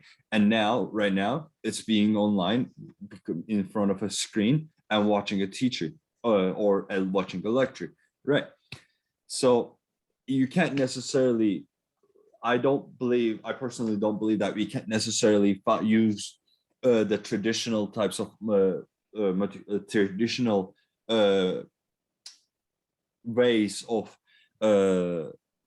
motivating students or pedagogy in terms of online education, but we can make compromises in both to find the best of both worlds. Okay, thank you, Mr. Ibrahim. Ksenia, do you have any additions to Ibrahim? No. No, okay. Thank you. Mr. Albert has a question, I think. He's raising his hand. Yes, sir. Thank you very much for giving me a chance. This is a great presentation. So this presentation shows us that a big problem has happened in educational work in the world right now. In Indonesia, there are 3.3 million teachers, and consists 66.8 teachers are old age. It means they cannot apply the education technological for their learning process. So the cause of this about learning lost. But by this fact that the student until 70.2% of students in Indonesia cannot follow the online learning process. So are there any same case in your country? And then what did the government do to solve this like problem? Thank you. So if I'm understanding correctly, majority of the students in Indonesia can access online education. And what can you clarify the question a little bit? Are there the same problem in your country, like in Indonesia? And what is the government effort to solve those problems? So the government necessarily doesn't do anything. I live in America, and the government doesn't necessarily do anything. They expect students to be accessible to technology. Now, we understand that the problem that we're having, online education, there is many aspects to it throughout the world, where people might not be able to access the proper technology or the proper education with quality education. And these are problems to tackle. And what can in my school, what the institution did was, if you are not able to afford if you're not able to afford the technology like a laptop or a tablet to access online education that they're providing, first of all, you can come in person. You can take packets that the professors or the teachers are preparing. You can do them by hand instead of doing everything online. The teacher has the responsibility, like in our presentation, Ksenia mentioned, teachers have to have the responsibility to close the educational gaps and the learning curve that we're having. Now, institutions also have a responsibility towards their students, because, well, it's their students, right? So many of them, what they did was they provided tablets or phones or laptops. Now, we also do understand that this is something, this is a worldwide problem that we're having, and we can't necessarily narrow it down to like, I'm gonna take that back. We need to think of more internationally in terms of how we go about this. And in one of the slides, Ksenia mentioned that, like, teachers have all stakeholders have a responsibility to make the best effective and efficient classrooms within the given circumstances, like geographical, financial, etc., etc. Right. And this is a responsibility that they have to do. Now, this is a little broader than what we are trying to emphasize, because a problem of online education that we're seeing right now is it needs to be something, it needs to be more common topic of discussion. It needs to be talked more, it needs to be mentioned more, because this is a lively threat that we're experiencing under our noses. So that's what we're trying to emphasize with our presentation. I agree, that's right. And I don't want to interrupt you. That is a problem, and we need to discuss it. And in this progressive period, I think we are going to get the ideas, we are going to learn new things, we are going to deal the things what we are struggling, we will learn them, you're right, but we have to pass to other presentation, the third one. Sorry about that. And it was a good research. Thank you very much for sharing with us. And thank you for your question, Mr. Albert and Mr. Yakup. The third presentation is about social and emotional learning in K-12, schools and higher education institutions, relevance during the COVID-19 pandemic. We have 1, 2, 3, 4, 5 names here. Who is going to present? I think it's going to be a team presentation, but I'll share the screen. Okay. I think Arkasama is going to start, and the others will help and continue. Okay, the floor is yours. Oops. Okay. Give me a second. Okay. So. Thank you. My name is Arkashama Bandyopadhyay. I am a research assistant professor at Texas A&M University, in College Station, Texas. So I, along with Emine from the Harmony School of Endeavor, Nosheen and Amreen from Austin Community College, and Dr. Yetkin Yildirim from Rice University are going to present our work on the social and emotional learning in K through 12 schools and higher education institutions, and talk about the relevance of SEL, particularly during this pandemic. Okay, so first, what is SEL? SEL has 5 different areas of competence, the first of which is self-awareness, which is discussing how students comprehend their own emotions and thoughts. The next is self-management, which is the ability for students to be able to stay organized and orderly when they're taking responsibility upon themselves. The next is social awareness, which is the ability to comprehend and empathize with diverse cultures, values, and behavioral norms. The next is relationship skills, which entails being able to nurture healthy relationships with others, such as family, friends, teachers, acquaintances, romantic partners, etc. This allows for better communication with others in everyday life.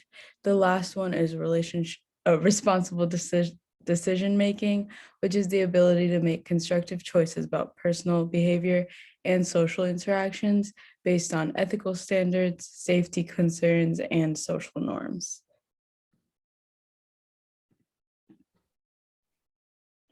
So some challenges that were faced during the pandemic was that there was a difficulty in communicating in a digital environment. Communication is a really important aspect, especially during COVID. Many schools were forced to be transferred, so schooling was no longer physical or face-to-face, and communication was necessary in order to teach the students. Teachers and students started looking for different ways to make it possible to convey the same communication from a distance using technology. However, there were some parts of communication that have been lost and not prioritized over the transition to online education. Many students have experienced social and emotional suffering, such as isolation, uncertainty, food insecurity, the digital divide, and the lack of motivation. And as a result, the proliferation of COVID-19 in the US, which it was like teachers were not ready for it. Training teachers about SEL was an essential effective implementation. Unfortunately, many teachers training and evaluations place greater emphasis on academic accomplishments rather than on their students' social emotional well-being. Many instructors were unexpected and unprepared to deal with the mental health issues that they encountered during the virtual classroom and as a result of the pandemic. So some teachers were using schools, counselors, or some other mental health specialists to address their issues with their students' social emotional development.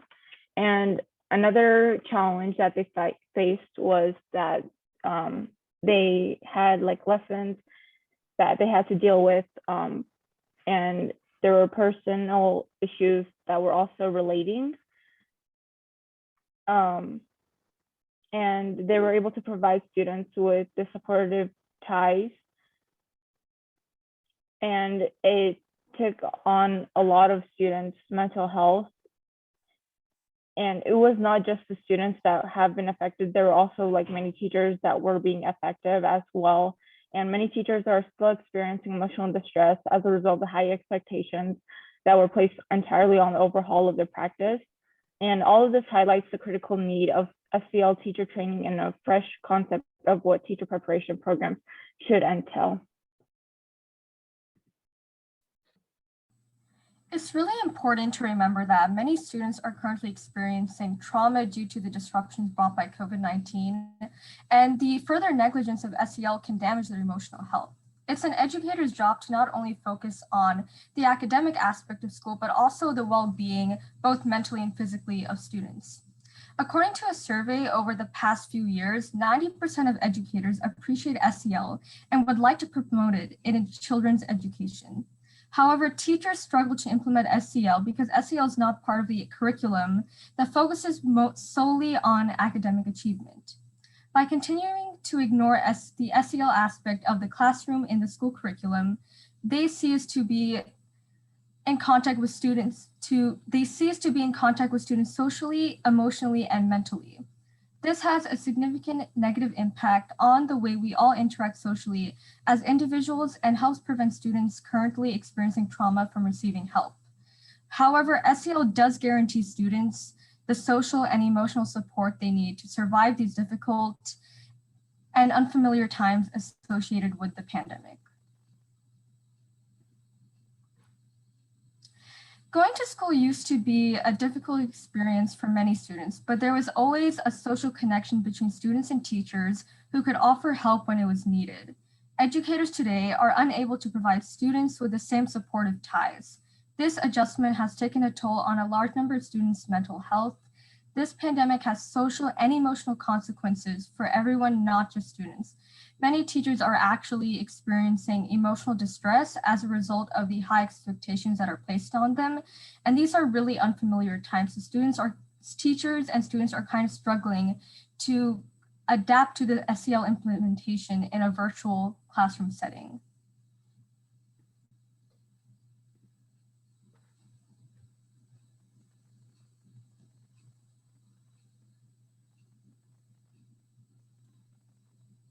Whose turn? So there's many solutions for implementing SEL during the pandemic. One is a productive virtual learning environment in the development of a school infrastructure that can support the SEL standard. This goal can actually be achieved by first forming an organization that is solely responsible for the long-term implementation of SEL. Another possible solution for a productive virtual learning environment could be to provide teachers with professional SEL training. Before implementing SEL in the classroom, it's really essential that teachers have the knowledge of this subject area. That way they can better implement it for their students. And another solution that could be implemented could be daily check-ins by teachers. These are good ways to understand the emotional well-being of students in the beginning of a day or in the beginning of their classroom. That way they can adjust their learning environment to suit the needs of their students.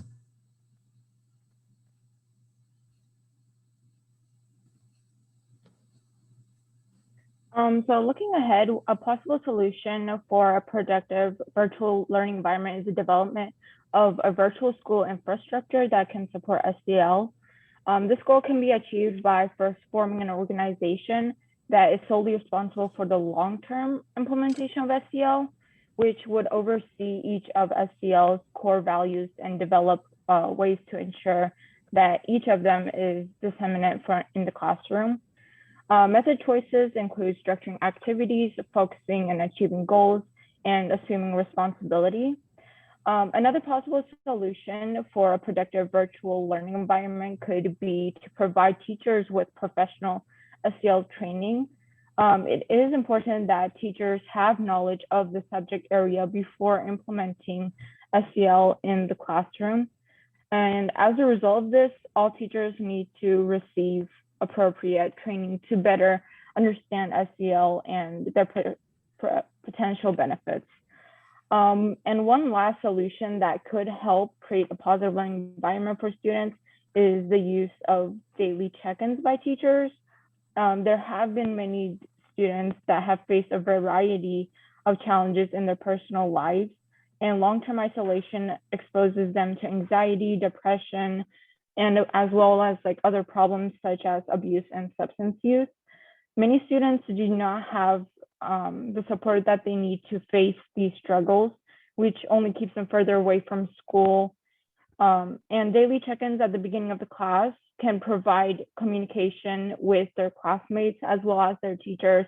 And this would build the relationships with their classmates as well as their teachers. And it would help them to know that they are not alone during these difficult times. Along with the daily check-ins, teachers could also consider introducing lunchtime and mental health checkouts for students throughout the class. And they would receive feedback from a welcoming classroom environment for everyone. Plus 2 minutes. So while SEL has demonstrated positive effects on the academic performance and overall well-being of students in schools, it's not a part of the regular curriculum in most higher education institutions. Most researchers are of the opinion that adults are not as impressionable and malleable as children, and thus institutions should devote resources to these initiatives only at the school level. Thus, SEL is only offered as an intervention for struggling students in college and not a part of the regular freshman experience.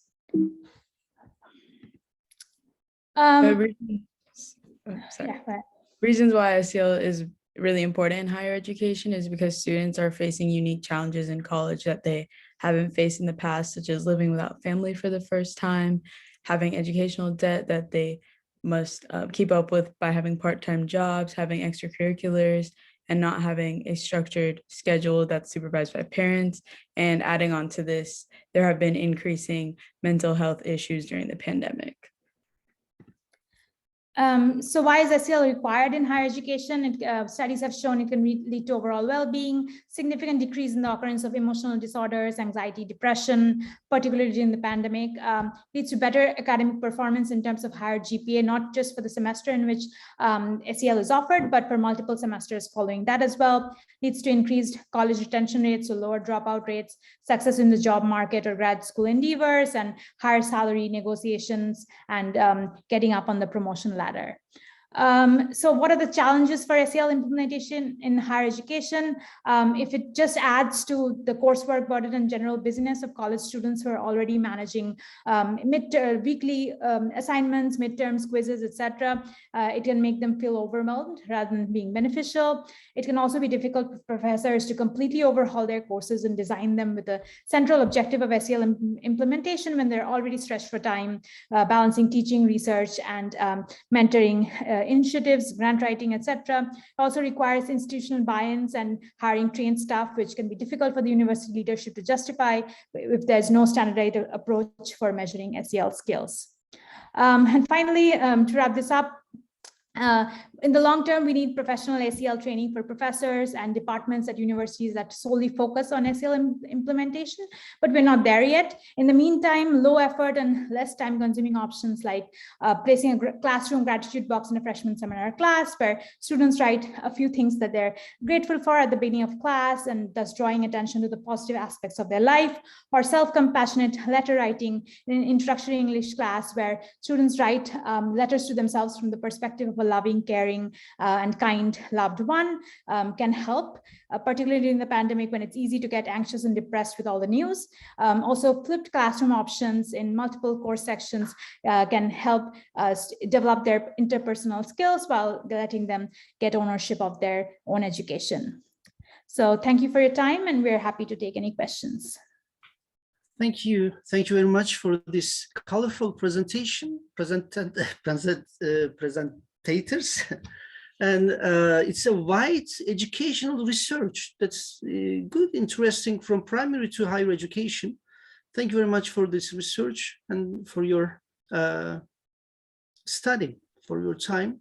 Any questions to our presenters from our listeners? Yeah, I want to ask if this social emotional learning programs are implemented, for instance, in some countries or some institutions. So do we have pioneers that can be used as a sample example and where we can learn from this? So there have been, I mean, mostly it's in schools, I guess. I would say not in all countries. And I think in the US, there are several schools that implement this. I don't think it's on all countries. I went to high school in India, and it was not a part of our curriculum at all. In colleges, it's rarely there. In some parts of, or in some institutions, it's offered as an intervention for students who are likely to drop out. So studies have shown that they are beneficial. So, I mean, all institutions must learn from them, from those studies that have been performed, and kind of integrate that into the regular experience, but it's not as widespread yet. We still have a long way to go and learn from. And since most curriculums is even within K through K through 12 schools focus on academics. They don't, most of the curriculums don't include SEL, but a lot of teachers go out of their way, especially during the pandemic, as people have been struggling. A lot of teachers go out of their way to include SEL. So yeah, it's not in a lot of curriculums. It's not integrated in a lot of curriculums, but it has been used in many K through 12 schools. Yeah, and a lot of schools, now that a lot of schools are shifting back to like face-to-face interactions, a lot of schools are trying to implement SEL in lessons because they've learned the consequences of the negligence of SEL during virtual schooling. So a lot of schools and teachers are trying to now implement SEL through like daily check-ins. A lot of teachers are starting to do daily check-ins and also a lot of like hands-on activities. And am I right that this has to do with emotional skills like empathy and such things, and it cannot be quantified, yeah? So how should it be graded, yeah? Yeah, so I don't think there's a universal way of measuring these skills, which was one of our points in the presentation, that it's hard for universities to justify investment in these if it's not like an actual measurable skill. For example, like responsible decision making or self-awareness. How do you actually put a number to it? It's more of a qualitative skill, but it has shown quantitative effects on, let's say, GPA or better career prospects or better success in grad school endeavors and so on. So thank you. Thank you very much. Thank you very much for the question, Dr. Christina, and thank you very much for the answers. We are a little bit back for our time, but yeah, we can continue, I think. Any questions to these four researchers, academicians? No? Then I want to introduce the next one, next presenter. Urban restoration policies in the process of creating a resistant city.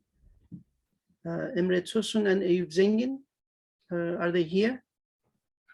Mr. Kut, they will not present. Oh, okay. They are absent. Okay, they are not here. So yeah, it's over time, but it's my turn for the last presentation. I can say that I can have a short presentation because the topics were so interesting that we were discussing, and I think the things that we got from those discussion, valuable points and beneficial things for online education and education process. I'm going to share my slides for my presentation, try to make it shorter because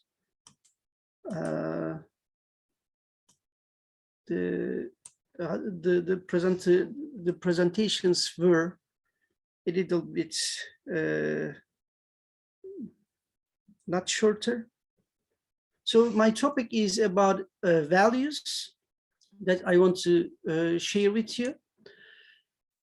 Yeah, I have had a literature research about values are changing people, society, or people are changing the values.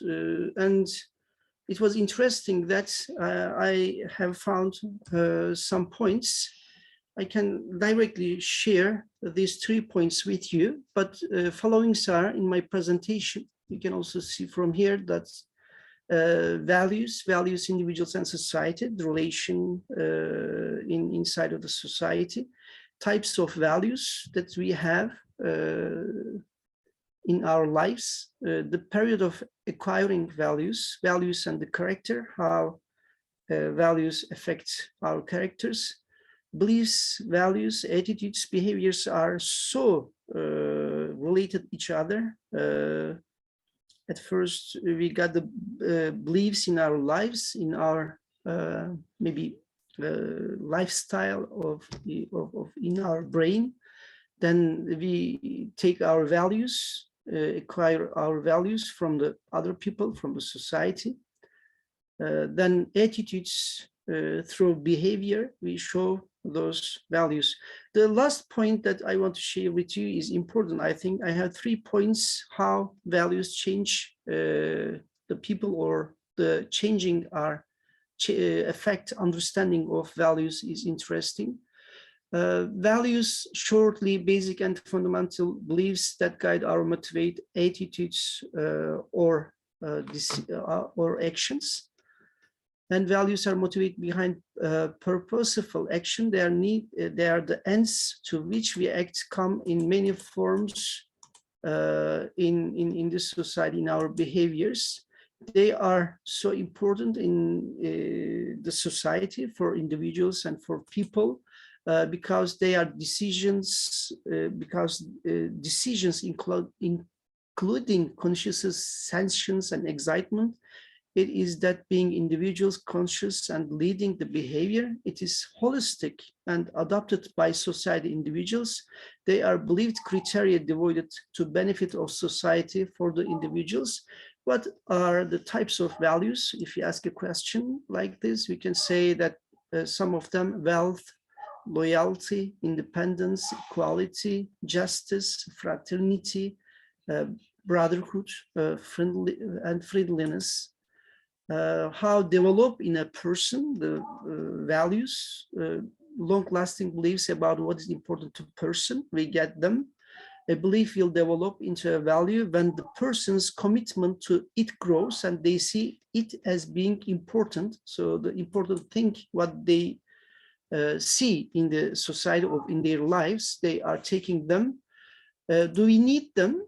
Yes, because thoughts, words, actions we learn through values. They shape our behaviors, our attitudes.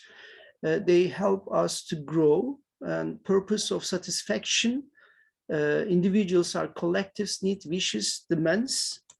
And we want all a happy life, happy family, happy home, happy work, happy environment, happy society. So it's also help for this. What the people value will make a difference in life and living together. This is also an important part for this presentation.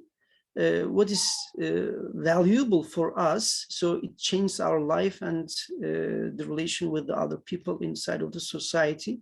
They help people to create the future they want to experience.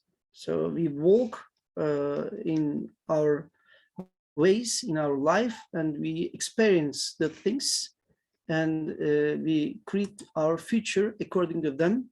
How we acquire the values, there are 3 stages between 0 and 6 ages. We absorbing generally the other things, what we see. It's also the time of learn a sense, which one is right, which one is wrong, what is good, what is bad.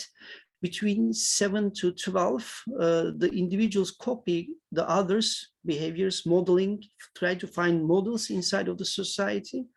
And the age 13 to 21, teenagers age, generally with peers, we spend time and turn to people who see more like them, what we see around us and who we like or enjoy, their behaviors, their attitudes. We can go with those influenced behaviors. And after the following years, we have here media, politics, work, environment, other people, and they shape our lifestyle inside of the society. It's also affect the character, belief, values, attitudes, and behavior. They are so related inside, but you can see from this picture, at first we got the ideas in our life, then the ideas are important in our values, because happiness, wealth, career, success, families are inside of these values. Then we have attitudes, we have some approaches, some situations that we want to understand, or we want to get the ideas of those things, or the emotions that we have about those things around us. then they show themselves as behavior inside of the society from the understanding of the people. Now, the main part that I want to share with you. First one is truly principles. When we are truly principled, we believe in our values to the point where they are integral and subconscious part of our person. Right and wrong are absolute things beyond the person, for example, as defined by religion. This part is important, I think. If one can understand how people's values develop, then she or he can guide the process. This is well understood by dictators and religious sects around the world. Dictators regularly take over the education system and brainwash the children in their ideals. An old Jesuit saying is not that far off, give me the child and I will give you the man. This is the, I think, first thing that principled process change or shape the behaviors or values. The other one is benefit and pursuit other people. This is also interesting research. We found that people also adjust their moral values depending on which principle benefits them most, or moral principles are more flexible and self-serving than we would like to admit. This is interesting. The part their moral values change in a few minutes to favor the rule that gave them a larger share of the money. If they got the benefits from that situation or from that behavior changing, so they can change their value at that time. But also the other point is people seek not only the benefit themselves, benefit is one reason, but also the pursuit other people, they are morally right in doing so. They also look at the other people that they are going to behave like that, right or wrong. And the last one is this one, your values are influenced by the tasks you perform at the different lifestyles. Ages are important here. At any given moment in your life, you have a set of abstract values that guide your actions. When people are getting old or when they are having the other step of their ages, so their understanding, their feelings, their emotions are changing. For example, people may value excitement more when they are younger. The strength of each of these values change with the age. There were some small gender differences, but for the most part, men and women were similar.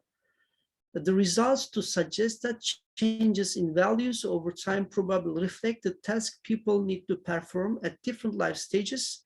Early on, people need to figure out what they want to do in life, and so they need to explore life's possibilities. And these changes may lead other adults to value tradition as a way of finding meaning in their lives. While there are big changes in values with age, there are not large group differences between men and women. In general, men and women have similar life tasks to perform at different ages. And at the end, it's difficult to transfer these values in today's situation. And the presentations we had also about offline education, online education process. It's also related to this. The reason of this, they have applied, they learned in daily life, but we don't apply it, and we have learned just remains theoretical. Many things are now from technical, through technical things. We have less relations with other people, and the things are generally theoretical in the society now. The system of education always expresses and mentions the theoretical way of the values. It's hard to find practical reflection of values. Generally, people tell or speak the way how to do, but when the time comes for applying, it's hard to do it, or people don't care the moral parts. So in the society, it shows a deep separation between the theoretical and practical way of values. In social life, the education system needs ways, areas, methods, or applications for practicing the values. Those were learned in the different life stages. And these are the references. I tried to make it short, but I don't know how was it. Okay, that was from me. Thank you very much for listening. Any additions or questions we can share? Yeah, I would have a question. Yes. You talked about values as beliefs in a person, and you said that we all need values. Yeah, was your comment. Yeah. Yes. But is there also a dark side of values? I mean, if you think about materialism or power or something, such values or tradition. Yeah, tradition is good, but too much tradition. Yeah. So what is your idea? You are right. It was, I think, the first point that we mentioned, the principles of values. If the other people learn that or get the idea that if they can manage the process, this gaining values process, they can shape the societies, the people inside of the society according to their wishes, their traditions, their ideas, their beliefs. I think Soviet Union time was a good example for that. Generally, in the education system, the students, they learn that Father Lenin, Father Stalin is the great man or great people they were. So according to their ideas, they shape the nation, Soviet Union nation. Mm-hmm. Yes, you are right about that. But what we need is maybe how we are going to make our life in this society according to our wishes. The society needs values, the positive things, what we can get. The conservative ideas make people sometimes not good according to their wishes. Maybe the progressive part of the life, we can add values, what we need, and try to make them always positive, not with the negative effects. So we can help each other in the society, I think. So you mean we should have an idea about what are the values in a society, and then maybe a rethinking would also be possible. Yes, yes. Mm-hmm. Thank you. Thank you to you. Any additions? Yes, I have a question. Mr. Ibrahim, I think, like in my opinion, like social values are actually one of the most interesting subjects to me. But I think day by day in our modern world, social values especially are becoming more vulnerable, and they are becoming much more easier to change than before. For example, especially in the new generations, like they have lost some certain values. And I think this starts to occurring like more and more in the future. I think in the future, most of the values that we thought that we had, like in any society, they will be a lot easier to judge. I don't know. Do you agree with that? Yes, yes, I agree, because you are right. We have less communication, less relations inside of the society among the people. Yeah, person, individual, or individuals need other people to socialize, to learn the behaviors or other things, how to live. And today, with this COVID-19 process period, we also learned that when people are alone, they don't feel good themselves, or a loneliness illness is going on among the emotions. Yeah, If we have less contact, the values are not working, not doing the things what we need to get. We need to respect, for example, to other people, but we see less each other, then respect is going from the relations slowly. Yeah, what we can do is we need to make more relations with the others to keep alive the values inside of society. Thank you very much for your question. Any additions about these values? I think it's time. Mr. Omar, it was the first session you have done successfully. Thank you, Mr. Kurt. Okay, we come to the end before closing. Okay. Dear distinguished guests, I want to announce the next conference. The next conference will be held in February. I hope you will be with us. And please do not forget to send your last version of your paper in 15 days. See you next conference. Thank you, all of you. I think you enjoyed the conference. Yes, we have different presentations from different countries. It was nice here to all the presenters and presentations here. I think it was a beneficial conference. And I would like to thank everyone who made this meeting possible, and to the organizers. I thank once again our speakers for their interesting and wonderful presentations. And the discussions were, I think, so useful. We learned many things from each other. We are sitting in front of the screens, but from